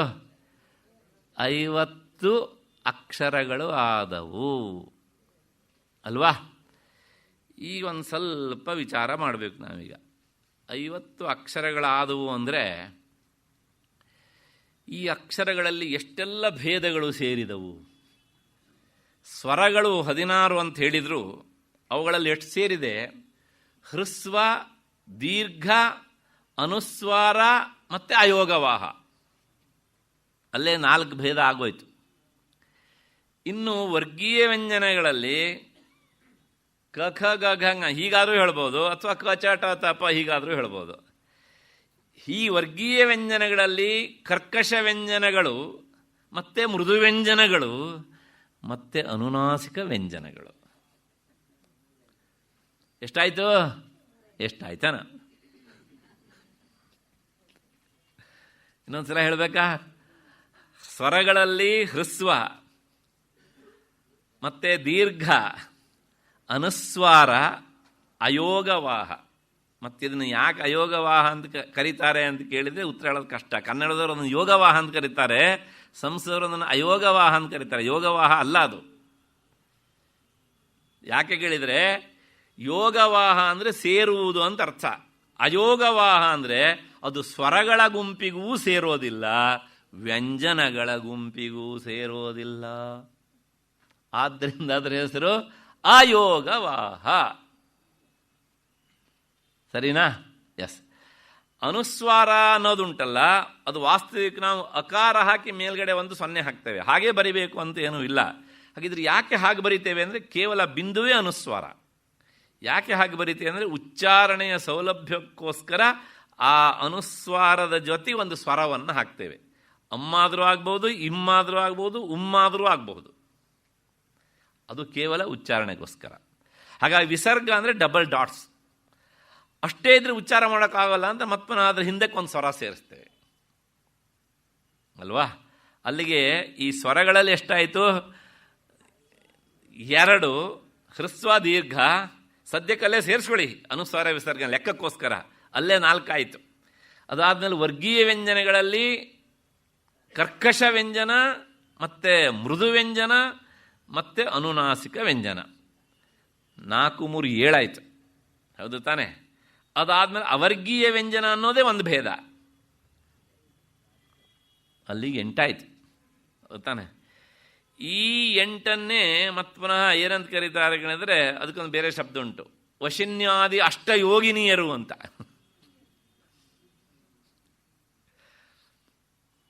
ನಾವೆಲ್ಲ ವರ್ಣಮಾಲೆ ಕಲಿತು ದಿಗ್ಗಜರಾಗಿಬಿಟ್ಟಿದ್ದೇವೆ ಅಂತ ಹೇಳ್ಕೊಳ್ಳೋದು ನಾವು. ತಂತ್ರಶಾಸ್ತ್ರಕ್ಕೆ ಬಂದರೆ ನೀನು ಎಲ್ಲಿದ್ದೀಯೆ ಅಂತ ತೋರಿಸುತ್ತೆ, ನಿನ್ನ ಹಣೆ ಬರ ನೋಡು ಎಲ್ಲಿದ್ದೀಯೆ ಅಂತ. ಹಾಗೆ ವಶಿನ್ಯಾದಿ ಅಷ್ಟ, ಸೌಂದರ್ಯ ಲಹರಿಯಲ್ಲಿ ಸವಿತ್ರೀಭಿರ್ವಾಚಾಂ ಶಶಿಮಣಿ ಶಿಲಾಭಂಗ ರುಚಿಭಿಷಿ ವಶಿನ್ಯಾದ್ಯಾಭಿಸ್ತ್ವಾಂ ಸಹಜನನಿ ಸಂಚಿಂತಯತಿಯ. ಈ ಇಷ್ಟಲ್ಲೂ ಯಾವನಿಗೆ ಸಾಧನೆ ಮಾಡಿ ಒಲಿಸ್ಕೊಂಡಿರ್ತಾನೋ ಅವನೇನಾಗ್ತಾನೆ ಕೇಳಿದರೆ ಮಹಾಕವಿ ಆಗ್ತಾನೆ, ಕಾಳಿದಾಸನಂಥ ಕವಿ ಆಗ್ತಾನೆ ಅಂತ. ಸಕರ್ತ ಕಾವ್ಯಾನಾಂ ಭವತಿ ಮಹತಾಂ ಭಂಗಿರುಚಿಭಿ ಅಂತ. ಹೀಗೆ ವಶಿನ್ಯಾದಿ ಅಷ್ಟ. ಅಕ್ಷರಗಳ ಒಟ್ಟು ಎಷ್ಟಾಯಿತು ಕೇಳಿದರೆ 50. ಉಪಭೇದಗಳು ಎಷ್ಟಾದರೂ ಕೇಳಿದರೆ 8. ವಶಿನ್ಯಾದಿ ಅಷ್ಟ ಅಂದರು 50, 50 ಅಂದರು ವಶಿನ್ಯಾದಿ ಅಷ್ಟ. ಇಷ್ಟಾದ ಮೇಲೆ ಈಗ ಲೆಕ್ಕ ಹಾಕೋಣ, ಒಟ್ಟು 50 ಆಯಿತು. ಹೀಗೆ 50 ಈ ವರ್ಣಗಳನ್ನು ಏನಂತ ಕರೀತಾರೆ ಶಾಸ್ತ್ರಕಾರರು ಅಂದರೆ ಪಂಚಾಶತ್ ಮಾತೃಕಾ. ಪಂಚಾಶತ್ ಅಂದರೆ ಸಂಸ್ಕೃತದಲ್ಲಿ 50, ಮಾತೃಕಾ ಅಂದರೆ ವರ್ಣಗಳು. ಜಗನ್ಮಾತೆ ಪಂಚಾಶತ್ ಮಾತೃಕಾ ಸ್ವರೂಪಿಣಿ ಅಂದರೆ 50 ಈ ಅಕ್ಷರಗಳ ರೂಪದಲ್ಲಿ ಇರುವವಳು. ಯಾಕೆ ಜಗನ್ಮಾತೆಯನ್ನು ಭಾಷಾರೂಪಿಣಿ ಅಂತ ಕರೀತಾರೆ, ಯಾಕೆ ವಾಗ್ದೇವತೆ ಅಂತ ಕರೀತಾರೆ ಅನ್ನೋದಕ್ಕೆ ನಮಗೆ ಇಲ್ಲಿ ಉತ್ತರ ಸಿಗತ್ತೆ. ನೀವು ಯಾವುದೇ ಶಬ್ದವನ್ನು ಬಳಸಿ, ಆ ಶಬ್ದದಲ್ಲಿ ಈ 50 ಅಕ್ಷರಗಳು ಯಾವುದಾದ್ರು ಇಲ್ಲದೆ ಇರುವುದಿದ್ರೆ ತೋರಿಸಿ. ವಿಚಾರ ಮಾಡಿ. 1 ತಿಂಗಳ, 1 ವರ್ಷ, ಒಂದು 2-3 ವರ್ಷ ಯಾವುದೇ ಶಬ್ದ ಬಳಸ್ರಿ, ಅದರೊಳಗೆ ಈ 50ರೊಳಗೆ ಯಾವುದಾದ್ರು ಒಂದು ಇದ್ದೆ. ಅಂದರೆ ಜಗನ್ಮಾತೆ ಶಬ್ದದಲ್ಲಿ, ಪದಗಳಲ್ಲಿ ತನ್ನ ಸಾನ್ನಿಧ್ಯವನ್ನು ಇಟ್ಟಿದ್ದಾಳೆ. ಪ್ರತಿಯೊಂದು ಅಕ್ಷರವೂ ಸಹ ಅವಳ ದೇಹದ ಅವಯವ ಅನ್ನೋದನ್ನು ನಾವು ಮರೆತರೆ ಅಕ್ಷರ ಹೊಡೆದಾಕ್ತೇವಲ್ಲ, ಎಂಥ ಅಪಚಾರ ಅಲ್ವಾ? ಅಕ್ಷರ ಹೊಡೆದು ಹಾಕೋದು ಅಂದರೆ ಜಗನ್ಮಾತೆಯ ಅಥವಾ ಸಾಕ್ಷಾತ್ ಪರಮೇಶ್ವರನ ಮೈಯನ್ನು ಪರಚಿದ ಪಾಪ. ನಮಗೆ ಒಂದು ಘಟನೆ ಪ್ರಾಯಶಃ ಹೇಳಿದ್ದೇನೋ ಇಲ್ಲವೋ ಗೊತ್ತಿಲ್ಲ, ಹೇಳಿದ್ದಿದ್ರೆ ಪುನಃಸ್ಮರಣೆ ಅಂತ ಅಂದ್ಕೊಳ್ಳಿ, ಅಲ್ದಿದ್ರೆ ಹೊಸ್ತಾಗಿ ಅಂತ ಅಂದ್ಕೊಳ್ಳಿ. ಹೊಡೆದು ಹಾಕೋದು, ಈ ಹೊಡೆದು ಹಾಕೋದು ಉಂಟಲ್ಲ, ನಾವೆಲ್ಲರೂ ಆ ಕೆಲಸ ಮಾಡ್ತೇವೆ. ಆದರೆ ಅದಕ್ಕೊಂದು ನಮ್ಮಲ್ಲೊಂದು ನನ್ನನ್ನು ಕ್ಷಮಿಸಪ್ಪ ಅಂತ ಕೇಳುವ ಬುದ್ಧಿ ಇರಬೇಕು ನಮಗೆ. ಗೀತೆಯಲ್ಲಿ ಭಗವಂತ ಒಂದು ಮಾತನ್ನು ಹೇಳ್ತಾನೆ, ಅನನ್ಯಾಶ್ಚಿಂತಯಂತೋ ಮಾಂ ಯೇ ಜನಾ ಪರ್ಯುಪಾಸತೆ ತೇಷಾಂ ನಿತ್ಯಾಭಿಯುಕ್ತಾನಾಂ ಯೋಗಕ್ಷೇಮಂ ವಹಾಮ್ಯಹಂ. ಎಲ್ಲರಿಗೂ ಗೊತ್ತು. ಅರ್ಥ ಏನು ಕೇಳಿದರೆ, ಯಾರು ನನ್ನನ್ನು ನಿರಂತರವಾಗಿ ಚಿಂತಿಸ್ತಾರೋ ಅವರ ಯೋಗಕ್ಷೇಮವನ್ನು ನಾನು ನೋಡಿಕೊಳ್ತೇನೆ. ಇದು ಯಾರು ಹೇಳಿದ ಮಾತು? ಭಗವಂತ. ಅವನ ಮಾತು ಅಂದರೆ ಆ ಮಾತು ಅವನನ್ನು ಬಿಟ್ಟು ಇಲ್ಲ. ಕೇವಲ ಜಗನ್ಮಾತೆ ಮಾತ್ರ ಅಕ್ಷರ ಸ್ವರೂಪಿಣಿ ಅಲ್ಲ, ಭಗವಂತನ ಇನ್ನೊಂದು ಹೆಸರೇ ಅಕ್ಷರ ಅಂತ. ನ ಕ್ಷರತೀತಿ ಅಕ್ಷರಂ ಅಲ್ವಾ? ವರ್ಣರೂಪಾತ್ಮಕನೂ ಹೌದು, ಇನ್ನೊಂದರ್ಥ ಅಕ್ಷರ ಅಂದರೆ ನಾಶರಹಿತ ಅಂತನೂ ಅರ್ಥ. ಯಾವಾಗ ನಾಶರಹಿತತ್ವ ಬರುತ್ತೆ ಕೇಳಿದರೆ, ಪ್ರತಿಯೊಂದು ಅಕ್ಷರವೂ ಸಹ ಭಗವತ್ ಸ್ವರೂಪವನ್ನು ತಿಳಿಸುವಂತಹ, ಭಗವತ್ ಸಾಮೀಪ್ಯವನ್ನು ತೋರಿಸಿಕೊಡುವಂತಹ ಸಾಧನವಾದಾಗಲೇ ಅದು ನಮ್ಮ ನಿಮ್ಮ ಭಾಷೆಯ ಸಾಮಾನ್ಯ ಅಕ್ಷರ ಶಾಶ್ವತವಾದ ಅಕ್ಷರ ಆಗಿಬಿಡುತ್ತದೆ. ಈ ಮಾತನ್ನು ಪೂರ್ತಿಯಾಗಿ ನಂಬಿ ತಮ್ಮ ಜೀವನದಲ್ಲಿ ಇದು ಸಾಕ್ಷಾತ್ ಭಗವಂತನೇ ಇಲ್ಲಿದ್ದಾನೆ ಅಂತ ಭಾವಿಸಿದಂಥ ಒಬ್ಬರು ಮಹಾರಾಷ್ಟ್ರದವರು ವಿಠ್ಠಲೋಪಾಧ್ಯಾಯರು ಅಂತ. ಅವರು ಶಾಸ್ತ್ರವೇತ್ತರು, ಪರಮ ಭಕ್ತರು, ಪಂಢರಾಪುರದ ಆ ಪಾಂಡುರಂಗನ ಇದನ್ನು ನೆಚ್ಚಿಕೊಂಡು ಹಾಗೇ ಬದುಕ್ತಿದ್ರು. ಮನೆಯಲ್ಲಿ ಅವರ ಬದುಕು ಅಂದರೆ ಹೀಗೆ, ಸ್ವಾಧ್ಯಾಯ ಪ್ರವಚನಾಭ್ಯಾಂ ನ ಪ್ರಮದಿತವ್ಯಂ, ಓದುವುದು, ಓದಿಸುವುದು, ಮತ್ತೆ ಅನುಷ್ಠಾನ. ಈ ಅತ್ರಯ ಅಧ್ಯಯನ, ಅಧ್ಯಾಪನ, ಅನುಷ್ಠಾನ, ಅತ್ರಯ ಇದು ಅವರ ಜೀವನದ ಕ್ರಮ ಆಗಿತ್ತು. ಹೀಗೆ ಇರುವಾಗ ಅವರು ಯಾವತ್ತೂ ಯಾರತ್ರೂ ತಮ್ಮ 6 ಅಡಿ ದೇಹವನ್ನು 3 ಅಡಿ ಮಾಡಿದವರಲ್ಲ. ಈ ಮಾತನ್ನು ಪೂರ್ತಿ ನಂಬಿದ್ರು ಅವರು. ಹಾಗಾಗಿ ನನ್ನನ್ನು ರಕ್ಷಣೆ ಮಾಡುವುದು ಅವನ ಹೊಣೆಗಾರಿಕೆ ಅಂತ ನಂಬಿದ್ರು. ಅದೇ ರೀತಿಯಲ್ಲಿ ಸಾಗ್ತಾ ಇತ್ತು ಜೀವನ. ಅದೊಂದು ದಿವಸ ಮಧ್ಯಾಹ್ನ 12 ಗಂಟೆವರೆಗೂ ಸಹ ಪಾಠ ಮಾಡ್ತಾನೇ ಇದ್ರು ಇವರು ಶಾಸ್ತ್ರವನ್ನು. ಕೊನೆಗೆ ಶಾಸ್ತ್ರ ಪಾಠ ಮುಗಿಸಿ ವಿದ್ಯಾರ್ಥಿಗಳನ್ನು ಕಳಿಸ್ಕೊಟ್ಟಾದ್ಮೇಲೆ ಕೈಕಾಲು ತೊಳೆಯೋದಕ್ಕೆ ಅಂತ ಅಡಿಗೆ ಮನೆಯ ಮೂಲಕ ಬಚ್ಚಲ ಮನೆಗೆ ಹೋದರು. ಹೋಗುವಾಗ ದಾರಿಯಲ್ಲಿ ಅಂದರೆ ಮಧ್ಯ ಮನೆಯಲ್ಲಿ ಹೆಂಡತಿ ಸುಮ್ಮನೆ ಕುಳಿತಿದ್ಲು. ಕೇಳಿದರು, ಯಾಕೆ ಅಡುಗೆ ಮನೆಯಲ್ಲಿ ಇನ್ನೂ ಏನು ತಯಾರಿ ಇಲ್ವೋ ಅಂತ. ಹೆಂಡತಿ ಕೇಳಿದ್ಲು, ಏನಾರು ಇದ್ರೆ ತಾನೇ ತಯಾರಿ ಮಾಡೋದಕ್ಕೆ? ಏನೂ ಇಲ್ಲ, ಏನೂ ಇಲ್ಲ. ಹಾಗಾಗಿ ಇವತ್ತು ಪಾಂಡುರಂಗನನ್ನೇ ನೆಕ್ಕಬೇಕು, ನಾವು ಪಾಂಡುರಂಗನನ್ನೇ ನೋಡಬೇಕು, ಅವನ ನಾಮವನ್ನೇ ಪಾನ ಮಾಡಬೇಕು, ಅದರ ಬಿಟ್ಟು ಇನ್ನೇನೂ ಇಲ್ಲ ಅಂತ. ತಕ್ಷಣ ಅವರ ಮನಸ್ಸಿನಲ್ಲಿ ಒಂದು ಭಾವನೆ ಬಂತು, ಇಷ್ಟೆಲ್ಲ ಹಚ್ಕೊಂಡಂಥ ನನಗೆ ನಿನ್ನ ಮಾತನ್ನು ನಂಬಿ ನಾನು ನಡೀತಾ ಇದ್ದೇನೆ, ಯಾಕೆ ನನಗೆ ಇಂಥ ಪರಿಸ್ಥಿತಿಯನ್ನು ತಂದಿಟ್ಟೆ ನೀನು? ಯಾವಾಗಲೂ ಈ ಥರ ತುಂಬ ಹಚ್ಕೊಂಡವರಿಗೆ ಇಂಥ ಭಾವನೆ ತುಂಬ ಕಾಡುತ್ತೆ. ಏನೂ ಮಾಡದೇ ಇದ್ದವರು ಎಷ್ಟು ಹಾಯಾಗಿರ್ತಾರೆ, ಇಷ್ಟೆಲ್ಲ ಹಚ್ಕೊಂಡವರು ತುಂಬ ಕಷ್ಟಪಡ್ತಾರೆ. ಯಾಕೆ? ಆದರೆ ಅದ್ರ ಬಗ್ಗೆ ನಾವು ಬೇರೆ ರೀತಿ ವಿಚಾರ ಮಾಡಬೇಕಾದ್ದಿಲ್ಲ. ಭಗವಂತನ ಮಾತು ಯಸ್ಯಾನುಗ್ರಹಮಿಚ್ಛಾಮಿ ತಸ್ಯ ವಿತ್ತಂ ಹರಾಮ್ಯಹಂ. ನನ್ನ ಭಕ್ತ ನನ್ನ ಹತ್ರ ಬರಬೇಕಿದ್ರೆ ಹೀ ಶುಡ್ ಬಿ ಪರ್ಫೆಕ್ಟ್, ಪಕ್ಕ ಪ್ಯೂರಿಫೈ ಆಗಿರಬೇಕು ಅವನು. ನನ್ನಲ್ಲಿ ಇಷ್ಟೆಲ್ಲ ಇದೆ ಎನ್ನುವ ಭಾವನೆ ಇದ್ದಾಗ ಅವನು ಪ್ಯೂರಿಫೈ ಅಲ್ಲ, ಅವನ ಸರ್ವಸ್ವವೂ ನಾನಾಗಬೇಕು. ಅದಕ್ಕೋಸ್ಕರ ಲೌಕಿಕವಾದ ಎಲ್ಲವನ್ನೂ ಎಳಿತೇನೆ ನಾನು. ಇದು ಅವನದೇ ಮಾತು, ನಂದಲ್ಲ. ಹೀಗೆ ಆದರೂ ಸಹ ಒಂದು ಸಲ ಏನಾಗುತ್ತೆ, ನೇರವಾಗಿ ಸಮಸ್ಯೆ ಬಂದಾಗ ಎಂಥವನಿಗಾದರೂ ಸಹ ಕಂಪಿಸಿಬಿಡ್ತದೆ ಮನಸ್ಸು. ಛೇ, ಯಾಕೆ ಇಂಥ ಪರಿಸ್ಥಿತಿ ತಂದಿಟ್ಟೆ ನೀನು ಅಂಥೇಳಿ ತಕ್ಷಣ ಅವರು ತನ್ನ ಪತ್ನಿಗೆ ಹೇಳಿದರು, ಯೋಚನೆ ಮಾಡಬೇಡ, ಪಂಢರಾಪುರದ ಬೀದಿಯಲ್ಲಿ ಸಾಕಷ್ಟು ಜನ ಪರಿಚಿತರಿದ್ದಾರೆ, ಅವರ ಹತ್ರ ಹೋಗಿ ಒಂದಿಷ್ಟು ಬೇಡಿ ತರ್ತೇನೆ, ಪಾಂಡುರಂಗನನ್ನು ಮರೆತು ಬಿಡ್ತೇನೆ ಇನ್ನು ಮೇಲೆ ಅಂತ ಹೇಳಿದರು. ಅವನ ಮಾತನ್ನು ನಾನು ನಂಬಿದ್ದೆ, ಆದರೆ ನನಗೆ ಯಾಕೋ ನಂಬಿಕೆಯನ್ನು ಉಳಿಸ್ತಾ ಇಲ್ಲ ಅವನು, ಬಿಟ್ಟುಬಿಡೋಣ ಹೀಗೆ ಅಂತ ಹೇಳಿ 12:30 ಮನೆಯಿಂದ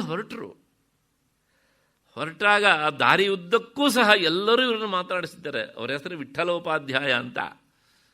ಇದು ನಡೆದ ಘಟನೆ ಅಂತ ಇತಿಹಾಸ ಹೇಳುತ್ತೆ. ನಾ ಮಹಾರಾಷ್ಟ್ರ ಹೋಗಲಿಲ್ಲ, ಪಂಢರಿಪುರ ನೋಡಲಿಲ್ಲ, ಏನು, ನಾನು ಅದನ್ನು ಓದಿದ ಘಟನೆ. ಬಟ್ ಈ ಘಟನೆ ನನ್ನ ಮನಸ್ಸಿನ ತುಂಬ ತುಂಬ ಪ್ರಭಾವ ಬೀರಿಬಿಟ್ಟಿದೆ. ಕೊನೆಗೆ ಅಲ್ಲಿ ದಾರಿಯಲ್ಲಿ ಹೋಗಬೇಕಿದ್ರೆ ಎಲ್ಲರೂ ಸಹ ಇವರು ಅವರನ್ನು ನೋಡಿದ ತಕ್ಷಣ ಅವರೇ ಇವರನ್ನು ಮೊದಲು ಮಾತನಾಡ್ತಾರೆ. ಅಷ್ಟು ಗೌರವ ಅವ್ರ ಬಗ್ಗೆ. ಇವರಿಗೆ ತೊಂದರೆ ಆದದ್ದು ಎಲ್ಲಿ ಕೇಳಿದರೆ, ಇಷ್ಟು ಗೌರವದಿಂದ ನನ್ನನ್ನು ಮಾತನಾಡಿಸ್ತಾ ಇರಬೇಕು ಇವರ ಹತ್ರ, ನನಗಿವತ್ತು ಏನೂ ಇಲ್ಲ, ಏನಾದ್ರು ಕೊಟ್ರಿ ಅಂತ ಹೇಗೆ ಕೇಳೋದು ನಾನು ಅಂತ.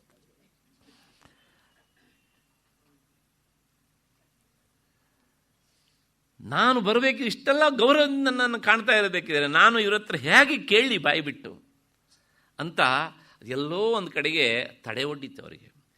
1-2 ತಾಸು ಅಲೆದಾಡಿ ಮನೆಗೆ ಬರಬೇಕು. ಆದರೆ ಹೋಗಬೇಕಿದ್ರೆ ಒಂದು ಕೆಲಸ ಮಾಡಿ ಹೋಗಿದ್ದರು. ಇನ್ನು ಮುಂದೆ ಪಾಂಡುರಂಗನ ಮರೆತು ಬಿಡೋಣ ಅಂತೇಳಿ ಗೀತೆಯ ಆ ಶ್ಲೋಕದ ಮೇಲೆ ಕಪ್ಪು ಮಷಿಯಲ್ಲಿ ಒಂದು ಗೆರೆ ಎಳೆದು ಬಿಟ್ಟಿದ್ರು.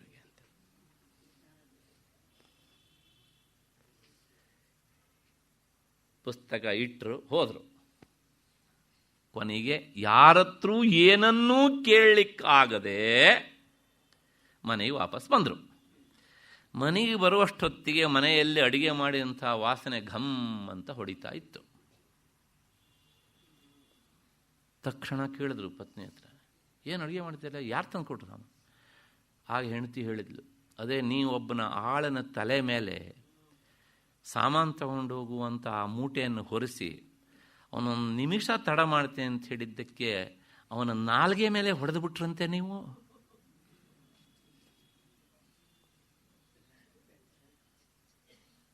ಏನಂದೆ? ನಾನು ಆಳಿನ ತಲೆ ಮೇಲೆ ಮೂಟೆ ಹೊರಿಸಿ ಅವನು ನಿಧಾನಕ್ಕೆ ಹೆಜ್ಜೆ ಹಾಕಿದಾಗ ತಪ್ಪು ಮಾಡ್ತಾ ಇದ್ದೇನೆ ಅಂತ ಅವನ ನಾಲ್ಗೆ ಮೇಲೆ ಹೊಡೆದ್ನ ನಾನು. ಹೌದ್ರಿ, ತೋರಿಸ್ದ, ನಾಲ್ಗೆಯಿಂದ ರಕ್ತ ಸೋರ್ತಾ ಇತ್ತು ನನಗೆ ಅಂದ್ಲು.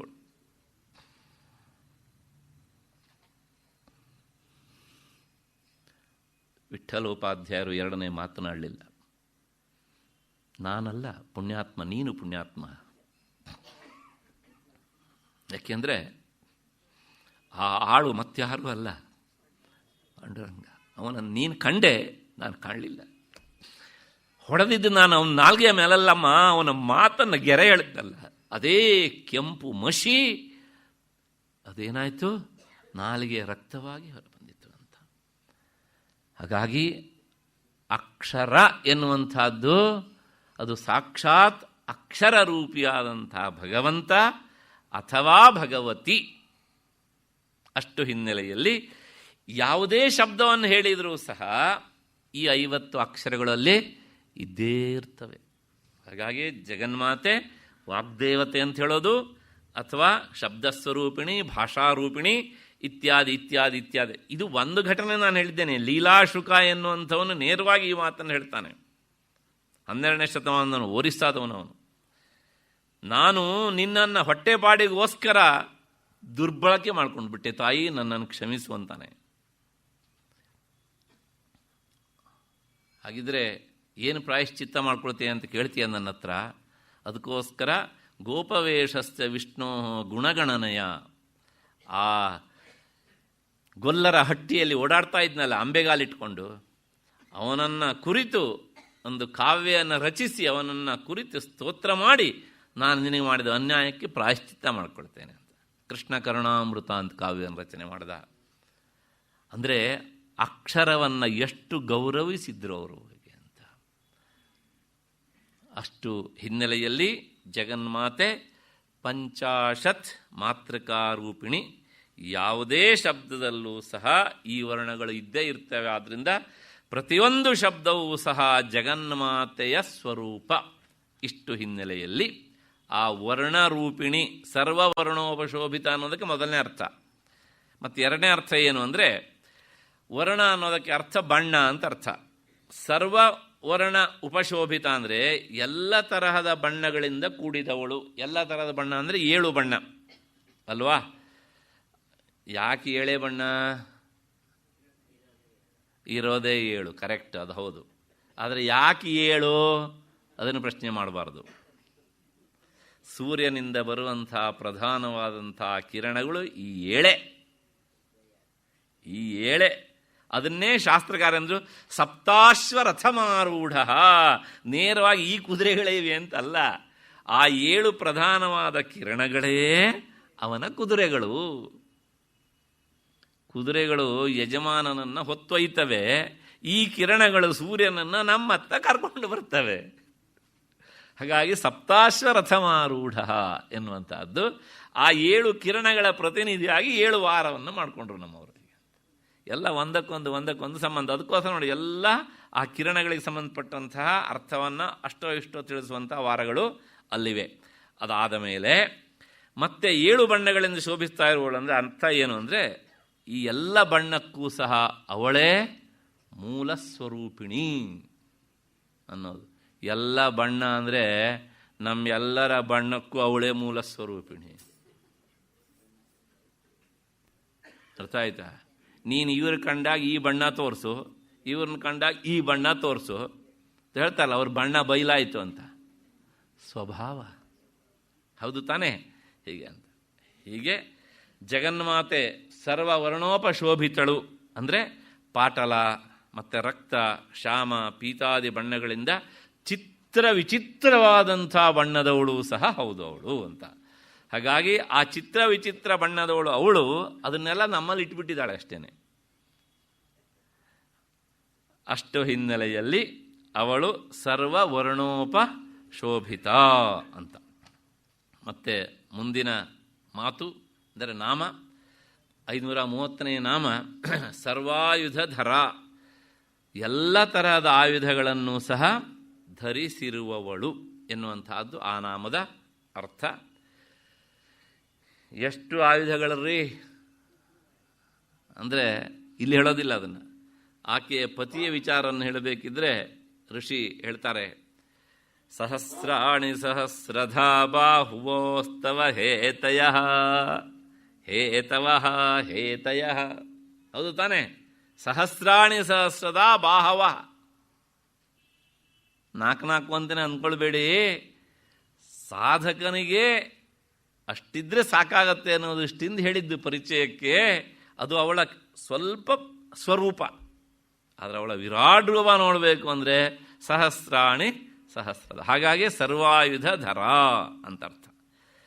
ಇಷ್ಟು ಈ ನಾಮದ ಅರ್ಥ. ಧ್ಯಾನ ಶ್ಲೋಕದಲ್ಲೂ ಸ್ವಲ್ಪ ಬಂದಿತ್ತಿದು. ಮುಂದಿನ ನಾಮ ಶುಕ್ಲ ಸಂಸ್ಥಿತ. ಅಲ್ಲಿ ಶಬ್ದ ಏನಿತ್ತು ಅಂದರೆ ರೇತೋನಿಷ್ಠಾಂ ಅಂತ ಇತ್ತು. ಅದಕ್ಕೆ ಪರ್ಯಾಯ ಪದವಾಗಿ ನಾಮ ಶುಕ್ಲ ಸಂಸ್ಥಿತಾಂ ಅಂತ ಹೇಳುತ್ತೆ. ಯಾಕೆ ಹೇಳುತ್ತೆ ಅಂದರೆ, ಶುಕ್ಲ ಅಂದರೂ ರೇತಸ್ಸು ಅಂದರೆ ಶುಕ್ಲ. ಯಾಕೆ ರೇತಸ್? ಇದಕ್ಕೆ ಅರ್ಥ ರೇತಸ್ಸಿನ ಅಭಿಮಾನಿ ದೇವತೆ ಅಂತ ತದ್ವತ್ತಾದಂಥ ಅರ್ಥ. ಯಾಕೆ ರೇತಸ್ಸನ್ನು ಶುಕ್ಲ ಅಂತ ಕರೀತಾರೆ ಅಂದರೆ, ರೇತಸ್ಸಿನ ಬಣ್ಣ ಬಿಳುಪು. ಆ ಬಿಳುಪು ಅನ್ನೋದಕ್ಕೆ ಸಂಸ್ಕೃತ ಶಬ್ದ ಶುಕ್ಲ ಅಂತ. ಹಾಗಾಗಿ ರೇತಸ್ಸಿನ ಅಭಿಮಾನಿ ಅವಳು ಶುಕ್ಲವರ್ಣಳು. ರೇತಸ್ಸು ಶುಕ್ಲ. ಪುರುಷ ದೇಹ ಆದರೆ ರೇತಸ್ಸು, ಸ್ತ್ರೀ ದೇಹ ಆದರೆ ಅದಕ್ಕೆ ಹೆಸರು ಶುಕ್ಲ, ಪುರುಷ ದೇಹದಲ್ಲಿ ರೇತಸ್ಸಿಗೆ ಇನ್ನೊಂದು ಹೆಸರು ಶುಕ್ಲ, ಸ್ತ್ರೀ ದೇಹ ಆದರೆ ಶೋಣಿತ. ಏನಿದ್ರೂ ಸಹ ಎರಡೂ ಸಹ ವರ್ಣ ಸಮಾನ. ಹಾಗಾಗಿ ಅವಳು ಶುಕ್ಲ ಸಂಸ್ಥಿತಾಂ. ಹೀಗೆ ಯಾಕಿದನ್ನು ಹೀಗೆ ಕರೀತಾರೆ ಅಂದರೆ, ಶುಕ್ಲ ಎನ್ನುವಂಥದ್ದು ಯಾವಾಗಲೂ ಅಷ್ಟೇ ಬಿಳುಪು ಅನ್ನುವಂಥದ್ದು ಎಲ್ಲ ಬಣ್ಣಗಳಲ್ಲೂ ಎದ್ದು ಕಾಣುವಂಥದ್ದು. ಹಾಗೆಯೇ ಇಡೀ ಮಾನವ ದೇಹದಲ್ಲಿ ಸಾರಾತ್ಸಾರವಾದಂಥದ್ದು ರೇತಸ್ಸಾದ್ದರಿಂದ ಅದಿಲ್ಲ ಅಂದರೆ ಮನುಷ್ಯ ಏಳಲ್ಲ ಅಂತ ಅರ್ಥ ಅಷ್ಟೇ ಅಲ್ವಾ. ಹಾಗಾಗಿ ಅಷ್ಟು ಪ್ರಧಾನವಾದಂತಹ ಒಂದು ಧಾತು ಅದು. ಯಾಕೆಂದರೆ ಮನುಷ್ಯ ತಿಂದಂತಹ ಅನ್ನ ಸಾಮಾನ್ಯವಾಗಿ 3 ಭಾಗವಾಗಿ ಹೋಗುತ್ತೆ. ಒಂದು ಅತ್ಯಂತ ಸ್ಥೂಲವಾದಂಥದ್ದು, ಅದು ಜೀರ್ಣ ಆದಮೇಲೆ ಮಲದ್ವಾರದ ಮೂಲಕ ಬೇಕಾಗಿಲ್ಲ ಅಂಥೇಳಿ ಅದು ಆಚೆ ಹೋಗ್ತಾ ಇರುತ್ತೆ. ಮತ್ತು ಅದರ ಮಧ್ಯಭಾಗವಾದಂಥದ್ದು ಏನಾಗುತ್ತೆ ಅಂದರೆ ಅದು ಮೆದುಳಿಗೆ ಹೋಗುತ್ತೆ. ದೇಹದ ಇನ್ನುಳಿದಂಥ ಹೆಚ್ಚೆಚ್ಚು ಎಲ್ಲ ಅವಯವಗಳಿಗೂ ಸಹ ಆ ಸಮಾನ ವಾಯು ಅದನ್ನು ಸಮಾನವಾಗಿ ವಿಂಗಡಣೆ ಮಾಡ್ತಾ ಇರುತ್ತೆ. ಅಲ್ಲೊಂದು ಅದ್ಭುತವಾದ ವಾರ್ಡನ್ ಇದ್ದಾನೆ, ಈ ಎಲ್ಲ ಅವಯವಗಳ ಯೋಗಕ್ಷೇಮವನ್ನು ನೋಡ್ತಾ ಇರ್ತಾನೆ. ಸಮಾನ ವಾಯು, ಹಾಗಾದರೆ ಹೆಸರು ಸಮಾನ ಅಂತ. ಮತ್ತೆ ಈ ಎಲ್ಲ ಆಹಾರದ ಸಾರ ಎಸೆನ್ಸ್ ಅದು ಏನಾಗುತ್ತೆ, ಶುಕ್ಲ ಆಗುತ್ತೆ. That is the essence. ಹಾಗಾಗಿ ಜಗನ್ಮಾತೆ ಈ ಶುಕ್ಲ ಸಂಸ್ಥಿತ ಅಂದರೆ ಇಂಥ ಧಾತುವಿನ ಅಭಿಮಾನಿ ದೇವತೆ. ಅಂದರೆ ಆಕೆಯ ಅನುಗ್ರಹ ಇದ್ದಾಗ ಮಾತ್ರ ಪುರುಷನ ರೇತಸ್ಸೋ ಸ್ತ್ರೀ ರೇತಸ್ಸೋ, ಸ್ತ್ರೀ ರೇತಸ್ಸು ಅಂತ ಹೇಳೋದಿಲ್ಲ, ಶ್ರೀ ಶೋಣಿತ ಅಂತಲೇ ವ್ಯವಹಾರ. ಅದು ಎರಡೂ ಸಹ ಏನು ಕೆಲಸ ಮಾಡಬೇಕು ಅದನ್ನು ಮಾಡ್ತವೆ. ಹಾಗಿಲ್ಲದೆ ಇದ್ದರೆ ಏನೂ ಕೆಲಸ ಆಗೋದಿಲ್ಲ ಎನ್ನುವಂಥ ಅಷ್ಟು ಹಿನ್ನೆಲೆಯಲ್ಲಿ ಶುಕ್ಲ ಸಂಸ್ಥಿತ. ಮತ್ತು ಮುಂದಿನ ಮಾತು ನಾಮ 532ನೇ ನಾಮ ಸರ್ವತೋಮುಖಿ. ಆಕೆಗೆ ಬಹುಮುಖಗಳು, ಎಲ್ಲ ಕಡೆಗೂ ಸಹ ಅವಳು ನೋಡ್ತಾಳೆ. ಅಂದರೆ ಸರ್ವತೋಮುಖವಾಗಿರುವವಳು ಅವಳು.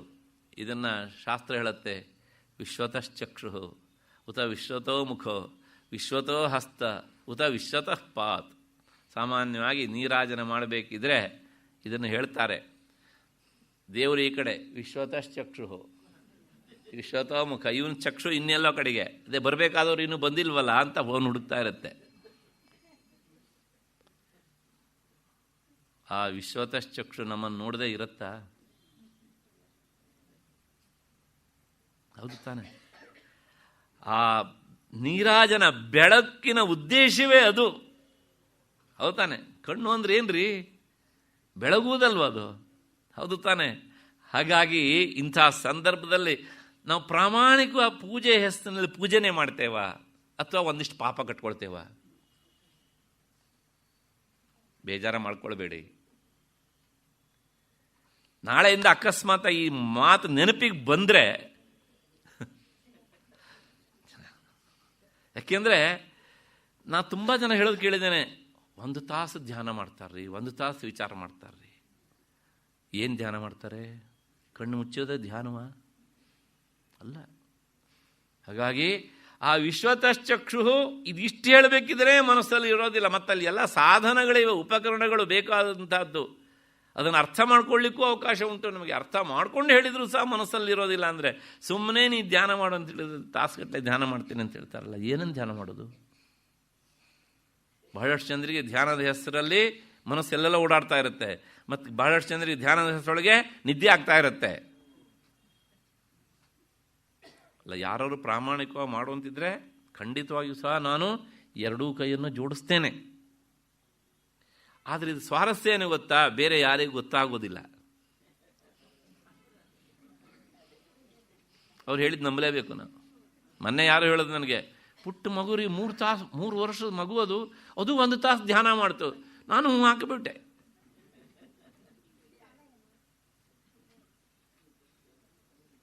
ಅಲ್ವಾ?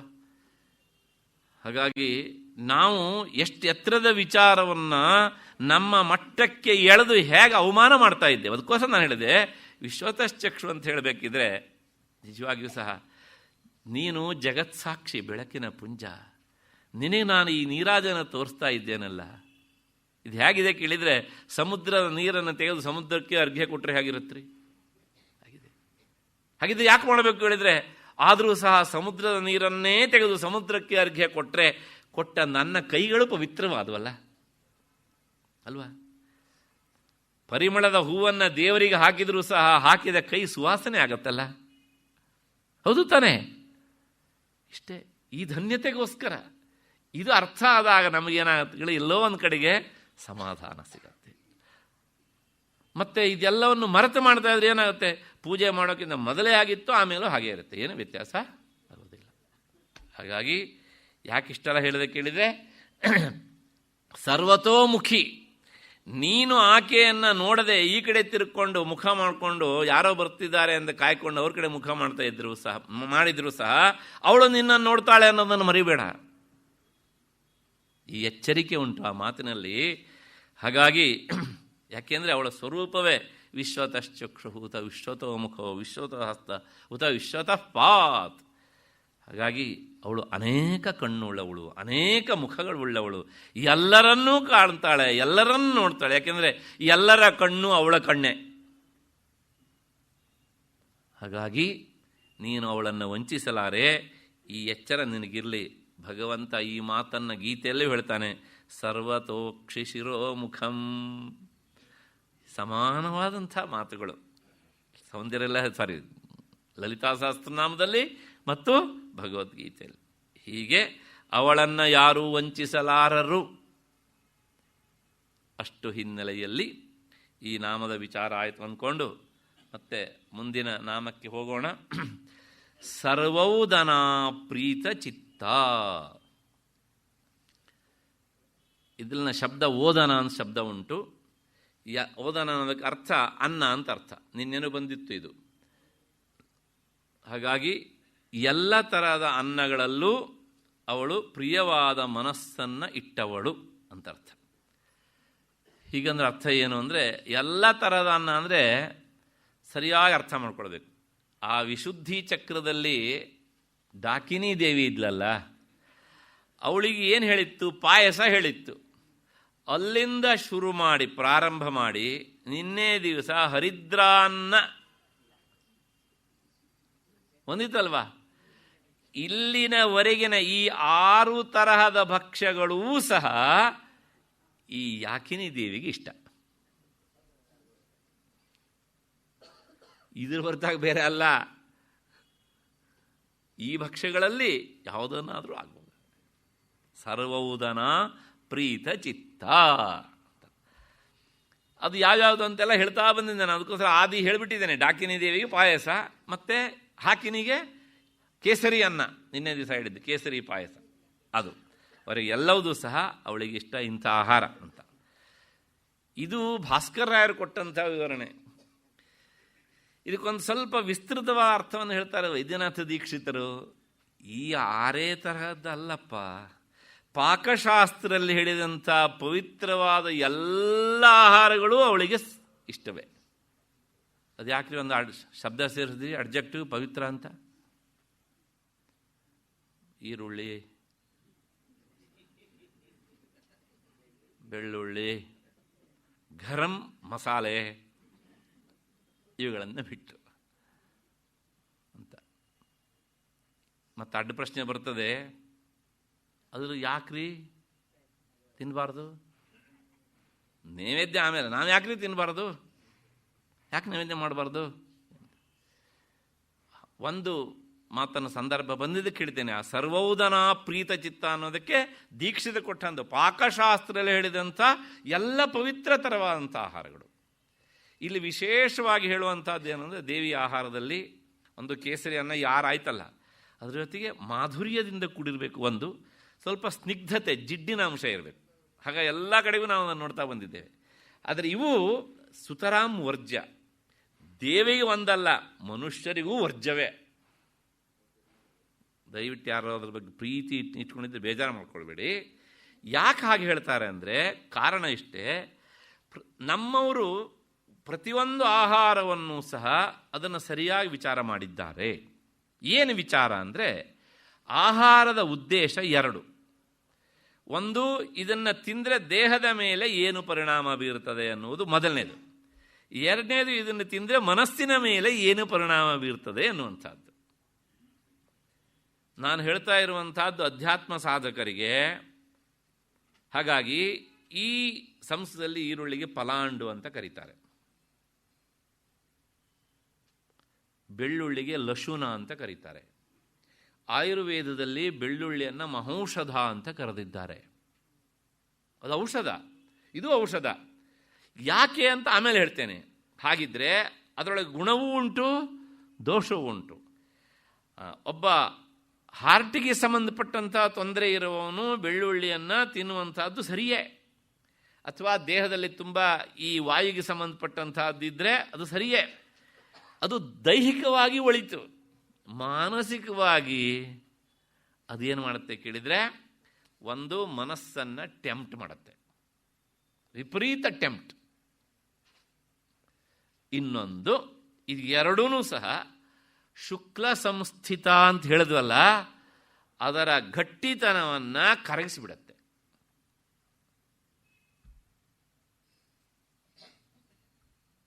ಅದರ ಗುಣ ಹೇಳಿದ್ರು, ಮತ್ತೆ ಅದರ ದೋಷವನ್ನು ಹೇಳಿದರು.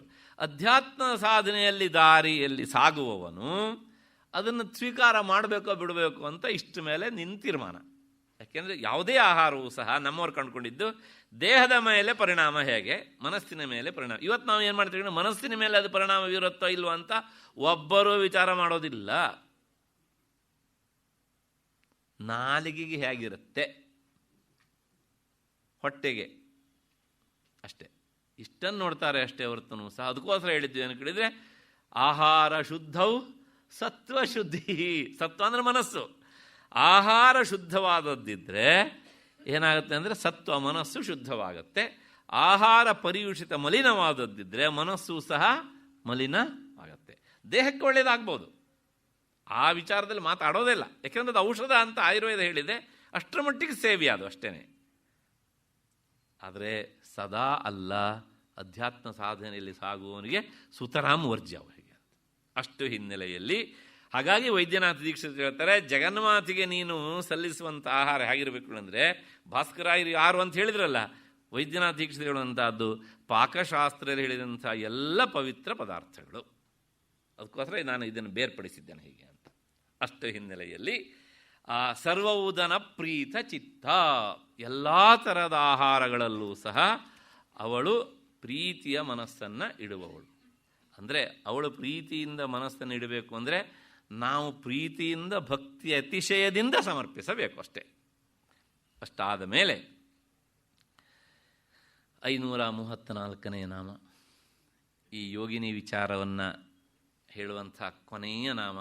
ಕೊನೆಗೆ ನಾವು ಬರ್ತಾ ಇದ್ದೇವೆ ಇವಾಗ. ಯಾಕಿನ್ಯಂಬ ಸ್ವರೂಪಿಣಿ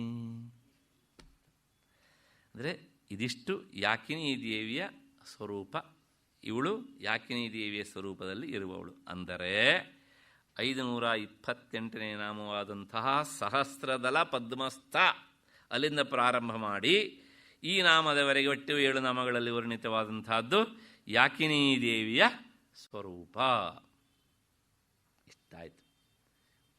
ಮುಕ್ತಾಯ ಮಾಡ್ಬೋಣ ಇದನ್ನು, ಈ ಭಾಗವನ್ನು. ಡಾಕಿನಿ ಒಟ್ಟು ಆ ದೇವಿಯನ್ನು ವರ್ಣಿಸಿದಂತಹದ್ದು ಲಲಿತಾ ಸಹಸ್ರನಾಮದಲ್ಲಿ 10 ನಾಮಗಳು. ಮತ್ತು ಹೋಮ್ವರ್ಕ್ ಮಾಡಬೇಕು ಇವ, ಮತ್ತೆ ಪುನಃ ಗಣಿತವೇ. ಅದಾದ ಮೇಲೆ ರಾಕಿಣಿ ದೇವಿಯನ್ನು ಕುರಿತು ಹೇಳಿದಂಥ ನಾಮಗಳು ಮತ್ತೆ 10, 20 ಆಯಿತು ಅಲ್ಲಿಗೆ. ಮತ್ತು ಲಾಕಿನಿ ದೇವಿಯನ್ನು ಕುರಿತು ಹೇಳಿದಂಥ ನಾಮಗಳು 9. ಕಾಕಿನಿ ದೇವಿಯನ್ನು ಅಂದರೆ ಯೋಗಿನಿಯನ್ನು ಕುರಿತು ಹೇಳಿದಂಥ ನಾಮಗಳು 10. ಸಾಕಿನಿ ಮತ್ತು ಹಾಕಿನಿ ಮತ್ತು ಯಾಕಿನಿ, ಈ ದೇವಿ ಯೋಗಿನಿಯನ್ನು ಕುರಿತು ಕ್ರಮವಾಗಿ 7, 7, 7. ಅಲ್ಲಿಗೆ 7 3 21 ಆಯಿತು ಇದು. ಅದಾದಮೇಲೆ ಇದು 39 ಆಯಿತು. 39, 21, 60 ನಾಮಗಳು ಆದವು.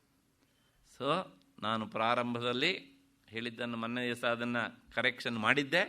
ಅದರ ಪ್ರಕಾರ 60 ನಾಮಗಳಲ್ಲಿ ಆ ಸಪ್ತ ಯೋಗಿನಿಯರ ವಿಚಾರವನ್ನು ಲಲಿತಾ ಸಹಸ್ರನಾಮ ವರ್ಣಿಸಿದ್ದನ್ನು ನಿಮ್ಮ ಮುಂದೆ ಇರಿಸಿದ್ದೇನೆ. ಈಗ ನಿಮಗೇನಾದ್ರು ಸಂಶಯ ಇದ್ದರೆ ಹಾಗೆ ಇಟ್ಕೊಂಡಿರಿ. ಚೀಟಿಗೆ ಏನಾದ್ರು ಕೊಟ್ಟರೆ ಉತ್ತರಿಸುವ ಪ್ರಯತ್ನ ಮಾಡ್ತೇನೆ. ದಯವಿಟ್ಟು ವಾಚಿಕವಾಗಿ ಯಾರೂ ಸಂಶಯವನ್ನು ಕೇಳಬೇಡಿ.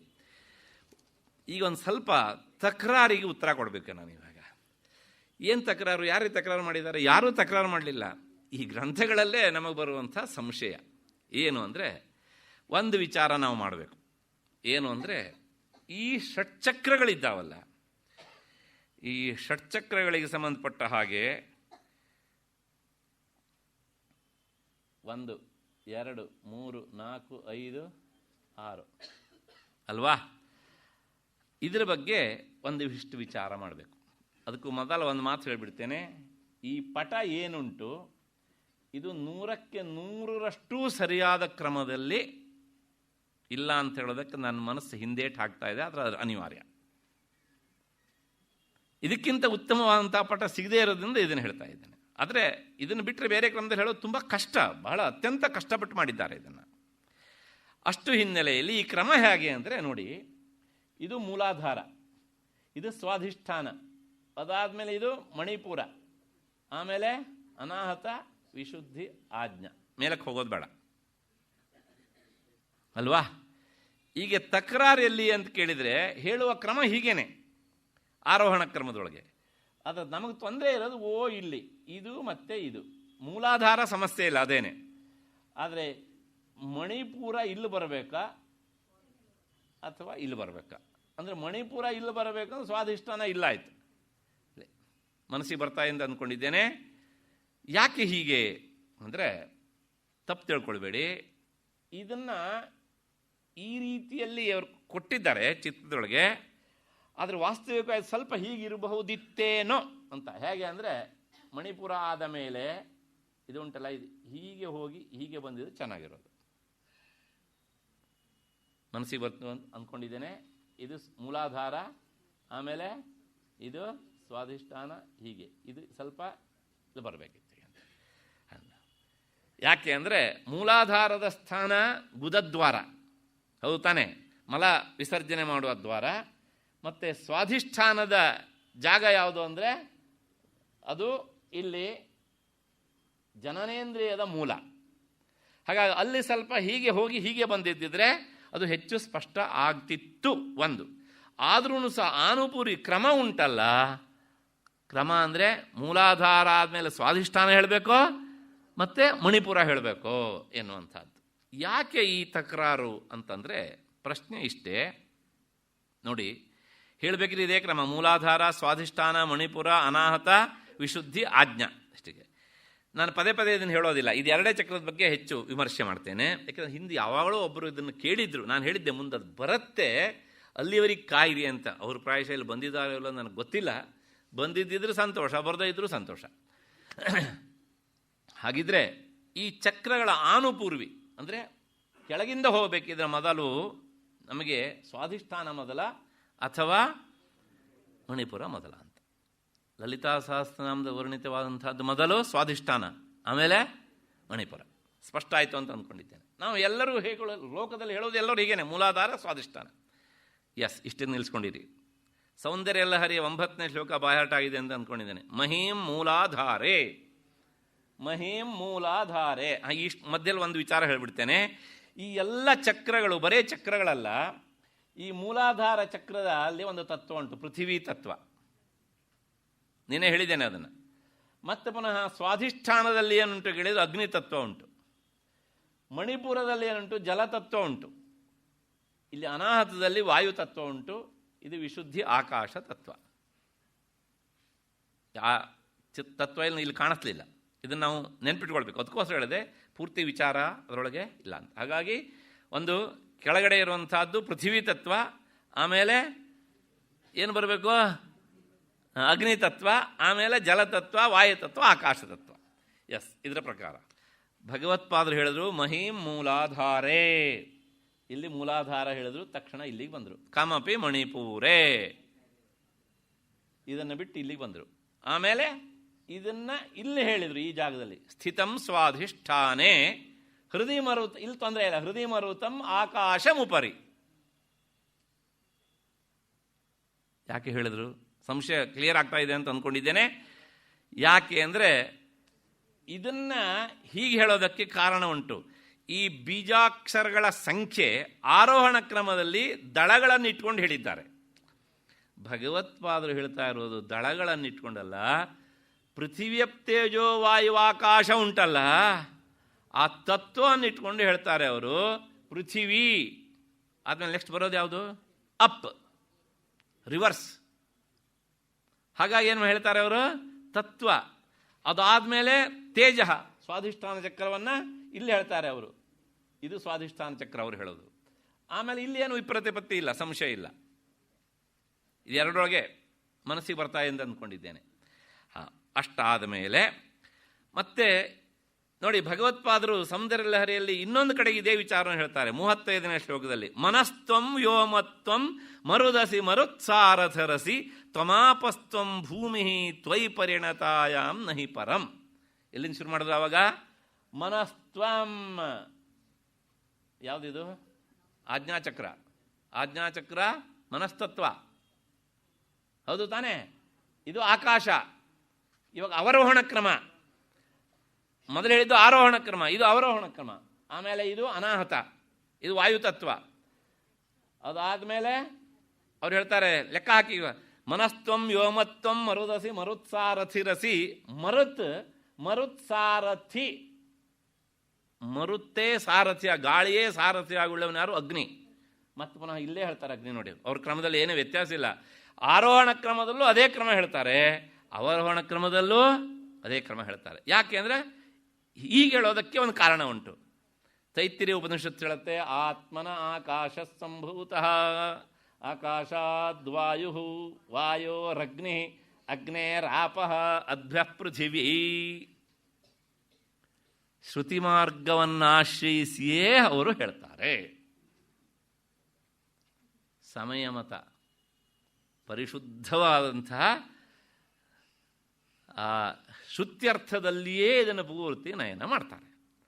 ಹಾಗಾಗಿ ಏನಾಗುತ್ತೆ ಕೇಳಿದರೆ, ಇದು ಅವರು ಆಶ್ರಯಿಸಿದಂಥ ಕ್ರಮ. ಅವುಗಳ ಸ್ಥಾನದಲ್ಲಿ ವ್ಯತ್ಯಾಸ ಆಗೋದಿಲ್ಲ. ಹಾಗಿದ್ರೆ ಲಲಿತಾ ಸಹಸ್ರನಾಮದಲ್ಲಿ ಹೇಳಿದ್ದು ಉಂಟಲ್ಲ, ಇದು ನಮ್ಮ ದೇಹದಲ್ಲಿ ಚಕ್ರಗಳು ಇರುವ ಪ್ರತಿಷ್ಠಿತೆಗೊಂಡಂಥ ಕ್ರಮ, ಹೀಗೆ ಇರುವಂತಹದ್ದು. ಇದು ಮತ್ತೊಂದು ಸಲ ಹೇಳ್ತೇನೆ, ಇದು ಸ್ವಲ್ಪ ಹೀಗೆ ಇಲ್ಲಿ ಬಂದು ಹೀಗೆ ಬಂದರೆ ಚೆನ್ನಾಗಿರೋದು. ಮತ್ತು ಅದ್ರ ಜೊತೆಗೆ ಈ ಪಟದಲ್ಲಿ ಈ ತತ್ವಗಳನ್ನು ಹಾಕಿದ್ರೆ ಇನ್ನೂ ಸ್ಪಷ್ಟವಾಗೋದು, ಚೆಕ್ ಅಂತ ಹಿಡಿಯೋದಕ್ಕೆ ಆಗ್ತಿತ್ತು. ಅಧ್ಯಯನ ಮಾಡಿದ್ರೆ ಮಾತ್ರ ವಿಚಾರ ಗೊತ್ತಾಗುತ್ತೆ, ಆದರೆ ಈ ಸಂಶಯ ಏನು ಅಂತಲೇ ಗೊತ್ತಾಗೋದಿಲ್ಲ, ನೆನ್ಪಿಟ್ಕೊಳ್ಳಿ. ಇಷ್ಟಾದ ಮೇಲೆ ಈಗ ಒಂದೊಂದೇ ವಿಚಾರ ಮಾಡಬೇಕು. ಏನು ಅಂದರೆ, ಈ ಆನುಪೂರ್ವಿ ಎರಡು ಕಡೆಗೂ, ಆರೋಹಣದಲ್ಲೂ ಭಗವತ್ಪಾದರಿದ್ದು ಅದೇ ಕ್ರಮ, ಅವರೋಹಣದಲ್ಲೂ ಅದೇ ಕ್ರಮ. ಹಾಗಿದ್ರೆ ಲಲಿತಾ ಸಹಸ್ರನಾಮಕ್ಕೂ ಭಗವತ್ಪಾದರು ಹೇಳಿದ್ದಕ್ಕೂ ವ್ಯತ್ಯಾಸ ಆಯ್ತಲ್ಲ? ಏನೂ ವ್ಯತ್ಯಾಸ ಆಗಲಿಲ್ಲ.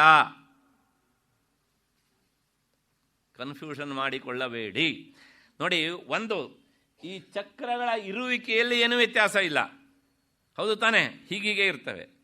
ಆದರೆ ನೋಡಿ, ಇಲ್ಲಿ ಒಂದು ವಿಚಾರ ಗಮನಿಸಬೇಕು. ಭಗವತ್ಪಾದರು ಹೀಗೆ ಹೇಳಿದ್ದು ಪೃಥಿವ್ಯಪ್ತೇಜೋ ವಾಯು ಆಕಾಶ ಅಂದರೆ ಪಂಚಭೂತಗಳ ವಿಲೋಮ ಕ್ರಮದಲ್ಲಿ ಹೇಳಿದ್ದು ಅಂತ, ಮತ್ತೊಂದು ಅನುಲೋಮ ಕ್ರಮದಲ್ಲಿ, ಆರೋಹಣ ಕ್ರಮ ಅವರೋಹಣ ಕ್ರಮದಲ್ಲಿ ಅಂತ. ಇದರ ಜೊತೆಗೆ ಇನ್ನೊಂದು ಸಮಾಧಾನ ಏನು ಅಂತಂದರೆ, ಈಗ ಇಲ್ಲಿ ಸೌಂದರ್ಯ ಲಹರಿಯಲ್ಲಿ ಹೀಗೆ ಹೇಳಿದ್ರಲ್ಲ, ಯಾಕೆ ಹೀಗೆ ಹೇಳಿದ್ರು? ಸಾರಿ, ಲಲಿತಾ ಸಹಸ್ರನಾಮದಲ್ಲಿ ಯಾಕೆ ಈ ಕ್ರಮವನ್ನು ಅನುಸರಿಸಿದ್ರು ಅಂದರೆ, ಇದಕ್ಕೆ ಎರಡು ಕಾರಣಗಳಿವೆ.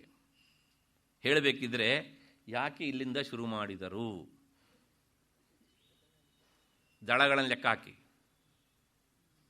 ಇದು ಆರೋಹಣ, ಮುಖ ಮಾತ್ರ ಆರೋಹಣ ಅಲ್ಲ, ಸಂಖ್ಯೆಯಲ್ಲೂ ಆರೋಹಣ. ಮನಸ್ಸಿಗೆ ಬರ್ತಾ ಇಂದ ಅಂದ್ಕೊಂಡಿದ್ದೇನೆ. 4, 6, 10, 12, 16 ಮನಸ್ಸಿಗೆ ಬರ್ತಾ ಇಂದ ಅಂದ್ಕೊಂಡಿದ್ದೇನೆ. ಇದು ಒಂದು ಸಮಾಧಾನ. ಮತ್ತೆ ಈಗ ಹೇಳಿದ್ರಲ್ಲ ಯೋಗಿನಿಯರು ವಿಚಾರವನ್ನು ಎಲ್ಲಿಂದ ಶುರು ಮಾಡಿದ್ರು? ಇಲ್ಲಿಂದ ಶುರು ಮಾಡಿದ್ರು. ಯಾಕೆ ಅಂದರೆ, ಇಲ್ಲಿ ಒಂದಕ್ಕೆ ನಾವು ಸೂಕ್ಷ್ಮವಾಗಿ ಗಮನಿಸಬೇಕು. ಇಲ್ಲಿಂದ ಹೀಗೆ ಹೇಳ್ಕೊಂಡು ಹೋಗುವಂಥದ್ದು ಆ ಚಕ್ರಗಳ ಸ್ಥಿತಿ ಸ್ವರೂಪ. ಭಗವತ್ಪಾದರು ಇಲ್ಲಿಂದ ಹೇಳಿದ್ದು ಪಂಚಭೂತಾತ್ಮಗಳ ಅನುಲೋಮ ಕ್ರಮ, ಅಲ್ಲಿಂದ ಹೇಳಿದ್ದು ಅವರೋಹಣ ಕ್ರಮ. ಅಲ್ಲೇನು ವ್ಯತ್ಯಾಸ ಇಲ್ಲ. ಈಗ ಒಂದು ಹೇಳಿದ್ದೇನೆ, ಒಂದು ಸಮಾಧಾನ ಹೇಳಿದ್ದೇನೆ, ದಳಗಳಲ್ಲಿ ಸಂಖ್ಯೆ ಹೆಚ್ಚಾಗ್ತಾ ಹೋಗುತ್ತೆ, 16 ಇಸ್ ದ ಮ್ಯಾಕ್ಸಿಮಮ್. ಹೌದು ತಾನೆ? ಇದು ಆರೋಹಣ ಒಂದು. ಈಗ ಹಾಗಿದ್ರೆ ಇಲ್ಲಿಂದ ಶುರು ಮಾಡಿದ್ರಲ್ರಿ, ಯಾಕ್ರಿ? ಈ ಚಕ್ರಗಳನ್ನು ಹಾಗೆ ಇಟ್ಕೊಳ್ಳಿ, ಸ್ವಲ್ಪ ಪಕ್ಕಕ್ಕೆ ಬನ್ನಿ. ಇದು ನೋಡ್ತಾ ಇದ್ದು ವರ್ಣಪ್ರಧಾನವಾಗಿ ಹೇಳಿದ್ದು ಯೋಗಿನಿಯರನ್ನು ನೋಡಿ. ಸ್ವರಗಳು ಮುಗಿದು ಇಲ್ಲಿಗೆ, ಅದಾದಮೇಲೆ ಶುರುವಾಯಿತು ವರ್ಗೀಯ ವ್ಯಂಜನ, ಅದಾದ್ಮೇಲೆ ಮುಗೀತು ಕ ಶ ಸ ಬಂತು ಅಲ್ವಾ? ಅಲ್ಲಿ ಮುಗೀತಾ? ಇಲ್ಲ. ಹಾಗಿದ್ರೆ ಎಲ್ಲಿದೆ ಮುಂದೆ? ಇಲ್ಲಿ ಬನ್ನಿ.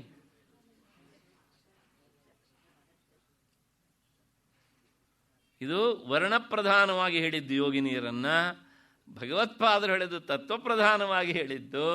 ಮತ್ತು ಲಲಿತಾಶಾಸ್ತ್ರದಲ್ಲಿ ಮೊದಲು ಹೇಳಿದ್ದು ಏನುಂಟು ಹೇಳಿದರೆ ಅದು ಸ್ಥಿತಿ, ಅದರ ಇರುವಿಕೆಯನ್ನು ಇಟ್ಕೊಂಡು ಹೇಳಿದ್ದೀವಿ ಅಂತ. ಇಷ್ಟಾದ ಮೇಲೆ ಮತ್ತೆ ಪುನಃ ಇನ್ನೂ ಒಂದು ಸಂಶಯ ಬಂದ್ಬಿಡ್ತದೆ. ಏನು ಸಂಶಯ ಅಂದರೆ, ಈಗ ನೀವು ನೋಡ್ಕೊಂಡು ಹೋಗಿ ಇಲ್ಲಿಂದ, ಇದು ವಿಶುದ್ಧಿ ಅಲ್ವಾ? ಹೌದು ತಾನೇ? ವಿಶುದ್ಧಿಯಲ್ಲಿ ಪೂರ್ತಿ ಸ್ವರಗಳು ಬಂದ್ಬಿಟ್ಟು, ಈ ಎಲ್ಲ ಸ್ವರಗಳ ಅಭಿಮಾನಿ ದೇವತೆ ಯಾರು? ಡಾಕಿನಿ ಅಲ್ಲೇ ಇರೋದು. ಸ್ವಯಂ ರಾಜಂತೆ ಇತಿ ಸ್ವರಾಹ. ಅಕ್ಷರಗಳಲ್ಲಿ ಪ್ರಧಾನವಾಗಿ 2, ಸ್ವರ ಮತ್ತು ವ್ಯಂಜನ. ವ್ಯಂಜನಕ್ಕೆ ಪೂರ್ತಿಯಾದಂಥ ಅಸ್ತಿತ್ವ ಅಲ್ಲ. ಸ್ವರ ಸೇರದೇ ಇದ್ದರೆ ಅವು ಉಚ್ಚಾರಣೆಗೆ ತುಂಬ ಕಷ್ಟ. ಸ್ವರಗಳಿಗೆ ಹೆಸರೇ ಸ್ವಯಂ ರಾಜಂತೆ ಇತಿ ಸ್ವರಾಹ ಅಂತ. ಹಾಗಾಗಿ ಏನು ಮಾಡಿದ್ರು ಕೇಳಿದರೆ, ಆ ಸ್ವರಗಳನ್ನು, ಅಕ್ಷರವನ್ನು ಆದಿಯಿಂದ ಶುರು ಮಾಡಿ ಶುದ್ಧವಾಗಿ ಇಲ್ಲಿಂದ ಹೀಗೆ ವರ್ಣಪ್ರಧಾನವಾಗಿ ಹೇಳಿದರು. ಇಲ್ಲಿ ಬರೋಷ್ಟೊತ್ತಿಗೆ ಏನಾಯಿತು ಕೇಳಿದರೆ ಸಕಾರ ಬಂತು. ಹೌದು ತಾನೇ? ಅದಾದ್ಮೇಲೆ ಇಲ್ಲಿ ಬಂದಾಗ ಹ ಮತ್ತೆ ಕ್ಷ ಆಯಿತು. ಅಂದರೆ ಇಲ್ಲಿಗೆ ಬಂದಾಗ ಪೂರ್ತಿ ಆ ವ್ಯಂಜನಗಳ ಮುಗಿದು ಒಂದು ಮಾತ್ರ ಬಾಕಿ ಇತ್ತು, ಅದು ಹಕಾರ. ಕ್ಷಕಾರ ಇಲ್ಲಿಗೆ ಪೂರ್ತಿಯಾಗಿ ಮುಗೀತು, 2. ಹಾಗಾಗಿ ಇದು ನಾ ಹೇಳಿದೆ, ಇದೇನೇ ಒಂದು ಚಕ್ರ ಹೀಗೆ ಬಂದರೆ ಮತ್ತೆ ಹೀಗೆ ಹೋಗಿ ಇಲ್ಲಿಗೆ ಮುಕ್ತಾಯ ಆಗೋದು. ಇಲ್ಲಿಯವರೆಗೂ ಸಹ ಸಾಧನೆಯ ಘಟ್ಟ, ಇದು ಮಾತ್ರ ಸಾಧ್ಯವಾದಂಥ ಘಟ್ಟ. ಈ ಸಾಧನೆ ಇದನ್ನು ಸಾಧಿಸಿಕೊಳ್ಳೋದಕ್ಕೆ ಅಂತ. ಹಾಗಾಗಿ ಇನ್ನೊಂದ್ಸಲ ಹೇಳ್ಬಿಡ್ತೇನೆ, ಈ ಆರೋಹಣ ಕ್ರಮದಲ್ಲಿ ಏನು ಮೂಲಾಧಾರ, ಸ್ವಾಧಿಷ್ಠಾನ, ಮಣಿಪುರ ಅಂತ ಹೇಳ್ತೇವಲ್ಲ, ಇದು ಚಕ್ರಗಳ ಸ್ಥಿತಿ ಕ್ರಮ ನಂಬರ್ 1. ಯಾಕೆ ಹೀಗೆ ಹೇಳೋದು ಇನ್ನು ಸಂಶಯ ಬರ್ಕೊಡುದು ನಮಗೆ. ಮತ್ತೆ ಭಗವತ್ಪಾದರು ಯಾಕೆ ಮಣಿಪುರವನ್ನು ಮೊದಲು ಹೇಳಿ ಸ್ವಾಧಿಷ್ಠಾನವನ್ನು ಆಮೇಲೆ ಹೇಳಿದ್ರು ಆರೋಹಣ ಕ್ರಮದೊಳಗೆ ಅಂದರೆ, ಅವರು ಪಂಚಭೂತಗಳಲ್ಲಿ ಪೃಥಿವ್ಯಪ್ತೇಜೋ ವಾಯು ಆಕಾಶ ರಿವರ್ಸ್ ಹೇಳಿದರು. ಯಾಕೆಂದರೆ ಹಂಗೆ ಹೇಳೋದಕ್ಕೆ ಕಾರಣ ಉಂಟು. ಕಾರ್ಯ ಎನ್ನುವಂಥದ್ದು ಕಾರಣದಲ್ಲಿ ಲಯವಾಗುತ್ತೆ. ಪೃಥಿವಿಯ ಕಾರಣ ಯಾವುದು ಅಂದರೆ ಅಪ್, ಅಲ್ಲಿ ಲಯವಾಗುತ್ತೆ.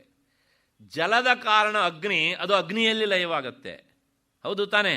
ಅಗ್ನಿಯ ಕಾರಣ ವಾಯು, ಅದು ವಾಯುವಿನಲ್ಲಿ ಲಯವಾಗುತ್ತೆ. ವಾಯು ಕೊನೆಯಲ್ಲಿ ಎಲ್ಲಿ ಲಯವಾಗುತ್ತೆ ಅಂದರೆ ಆಕಾಶ ಲಯವಾಗುತ್ತೆ. ಆ ಆಕಾಶ ಎಲ್ಲಿ ಲಯ ಆಗುತ್ತೆ ಕೇಳಿದರೆ ಮನಸ್ಸಿನಲ್ಲಿ ಲಯವಾಗುತ್ತೆ. ಸಾಧಕ ಈ ಹಂತಕ್ಕೆ ಬರಬೇಕಿದ್ರೆ ಅವನು ತತ್ವಾತೀತನಾಗುತ್ತಾನೆ, ಆಗಬೇಕು ಎನ್ನುವಂಥದ್ದು. ಹಾಗಿದ್ರೆ ಮತ್ತೆ ಇದನ್ನ ಯಾಕ್ರಿ ಹೇಳಿದ್ರು? ಇದು ಸೃಷ್ಟಿಕ್ರಮ, ಯಾವುದೋ ಮೇಲಿಂದ ಕೆಳಗಿರಲಿಲ್ಲ. ಹೀಗೆ ನೋಡಿದಾಗ ಇದು ಅವರೋಹಣ, ಅದರ ಸೃಷ್ಟಿಕ್ರಮ ಅದು. ಹೌದು ತಾನೇ? ಕೊನೆಗೆ ಇನ್ನೊಮ್ಮೆ ಜ್ಞಾಪಿಸ್ತಾನೆ, ಇದು ವರ್ಣಕ್ರಮ, ಬೀಜಾಕ್ಷರಗಳ ಕ್ರಮ, ಯೋಗಿನಿ ಕ್ರಮ. ಅಷ್ಟು ಹಿನ್ನೆಲೆಯಲ್ಲಿ ಈ ನಮ್ಮ ಚಿತ್ರಪಟದ ಮೂಲಕ ನಾವು ಇದನ್ನು ಇಟ್ಕೊಂಡ್ರೆ ಸ್ಪಷ್ಟವಾಗಿ ಅರ್ಥ ಆಗತ್ತೆ. ಮತ್ತು ಇದ್ರ ಬಗ್ಗೆ ಏನೂ ಸಂಶಯ ಇಲ್ಲ. ಯಾಕೆಂದರೆ ಇದು ಸಂಶಯಾತೀತವಾದಂಥದ್ದು. ಅಲ್ಲಿ ನಾವೇನೋ ವಿಚಾರ ಮಾಡುವಂಥದ್ದು ಇಲ್ಲವೇ ಇಲ್ಲ. ಅಲ್ಲಿ ಯಾವುದು ವರ್ಣ ಇಲ್ಲ. ಅವನು ತತ್ವಾತೀತ, ವರ್ಣಾತೀತ, ಎಲ್ಲ ಅತೀತನಾಗಿಬಿಡ್ತಾನೆ, ಶುದ್ಧ ಪರಬ್ರಹ್ಮ ಸ್ವರೂಪನಾಗಿ ನಿಲ್ತಾನೆ ಅನ್ನುವಂಥದ್ದು. ಇಷ್ಟು ಹಿನ್ನೆಲೆಯಲ್ಲಿ ಆ ಜಗನ್ಮಾತೆ ಹೊರಗೆ ಇರುವವಳಲ್ಲ, ಹೊರಗೂ ಇದ್ದಾಳೆ, ಒಳಗೂ ಇದ್ದಾಳೆ. ಹೊರಗೆ ನೋಡಿ ಸಾಧಿಸುವುದು ಕಷ್ಟ, ಒಳಗಿನಿಂದ ವಿಚಾರ ಮಾಡಿ ಪಡೆಯುವುದು ಹೆಚ್ಚು ಸುಲಭ. ಅಷ್ಟು ಹಿನ್ನೆಲೆಯಲ್ಲಿ ಜಗನ್ಮಾತೆ ಅವಳು ಎಂಥವಳು ಅಂದರೆ ಈ ರೀತಿಯಾದಂತಹ ನಮ್ಮ ದೇಹದ ಒಳಗೆ ಯೋಗಿನಿ ರೂಪದಲ್ಲಿ ಇದ್ದಾಳೆ ಎನ್ನುವಂತಹದ್ದು. ಹಾಗಾಗಿ ಅಕ್ಷರ ಕ್ರಮವನ್ನು ಇಟ್ಕೊಂಡು ಕ್ರಮವಾಗಿ ಹೇಳ್ತಾ ಬರ್ತಾರೆ. ಯಾವಾಗಲೂ ಅಷ್ಟೇ ನಾವು ಏನು ಮಾಡ್ತೇವೆ ಕೇಳಿದರೆ ಹೀಗೇ ಬರ್ಕೊಂಡು ಬರೋದಲ್ವಾ, ಪ್ರಾರಂಭ ಇಲ್ಲಿ ಹೌದಾನೆ, ಹೀಗೇನೆ 1 2 3 4 ಹಾಗೆ ಸ್ವರಗಳು ಮೊದಲು, ಆಮೇಲೆ ವಂದನ. ಹಾಗೆ ಮುಕ್ತಾಯಕ್ಕೆ ಯಾಕೆ ಕೇಳಿದರೆ ಅದಕ್ಕೆ ಬೇರೆ ಇನ್ನೂ ಒಂದು ಬೇರೆ ಅರ್ಥ ಉಂಟು, ಅದು ಸದ್ಯಕ್ಕೆ ಇಷ್ಟಕ್ಕೆ ಸಾಕು. ಹಾಗಾಗಿ ಅಷ್ಟು ಹಿನ್ನೆಲೆಯಲ್ಲಿ ಹೇಳ್ತಾ ಹೋದರೆ ಎಷ್ಟು ಬೇಕಾದ್ರೂ ಹೇಳ್ಬೋದು. ಅಷ್ಟು ಹಿನ್ನೆಲೆಯಲ್ಲಿ ಈ ವಿಚಾರ, ಈ ಯೋಗಿನಿಯರ ವಿಚಾರ ಇಲ್ಲಿಗೆ ಒಂದು ಹಂತಕ್ಕೆ ಮುಕ್ತಾಯ ಆಯಿತು ಅಂತ ಅಂದ್ಕೊಂಡು, ಈ ಅಕ್ಷರಗಳನ್ನು ದಳಗಳಲ್ಲಿ ವಿನ್ಯಾಸ ಮಾಡಬೇಕಾದರೆ ಈ ಕ್ರಮವನ್ನು ಬಿಟ್ಟು ಬೇರೆ ರೀತಿಯಲ್ಲಿ ಹೇಳಲಿಕ್ಕೆ ಸಾಧ್ಯವೇ ಇಲ್ಲ. ಹಾಗಾಗಿ ಎವ್ರಿಥಿಂಗ್ ಈಸ್ ಪರ್ಫೆಕ್ಟ್. ಸಂಶಯ ನಮ್ಮ ಅಧ್ಯಯನದ ಕೊರತೆಯಿಂದಲೇ ಅಷ್ಟೇ ಹೊರತು ಈ ವಿಚಾರದಲ್ಲಿ ವ್ಯತ್ಯಾಸ ಅಂತ ಅಲ್ಲ. ಅಷ್ಟು ಹಿನ್ನೆಲೆಯಲ್ಲಿ ಸಮಯ ಆಗ್ತಾ ಇದೆ, ಇಲ್ಲಿಗೆ ನಿಲ್ಲಿಸ್ಕೊಳ್ಳೋಣ. ನಾಳೆ 6:30 ಸೇರಿದಾಗ ಮುಂದಿನ ವಿಚಾರ ನೋಡೋಣ. ಅಲ್ಲಿವರೆಗೆ ನಿಮಗೆಲ್ಲ ನಮಸ್ಕಾರ ಮತ್ತು ಕೃತಜ್ಞತೆ.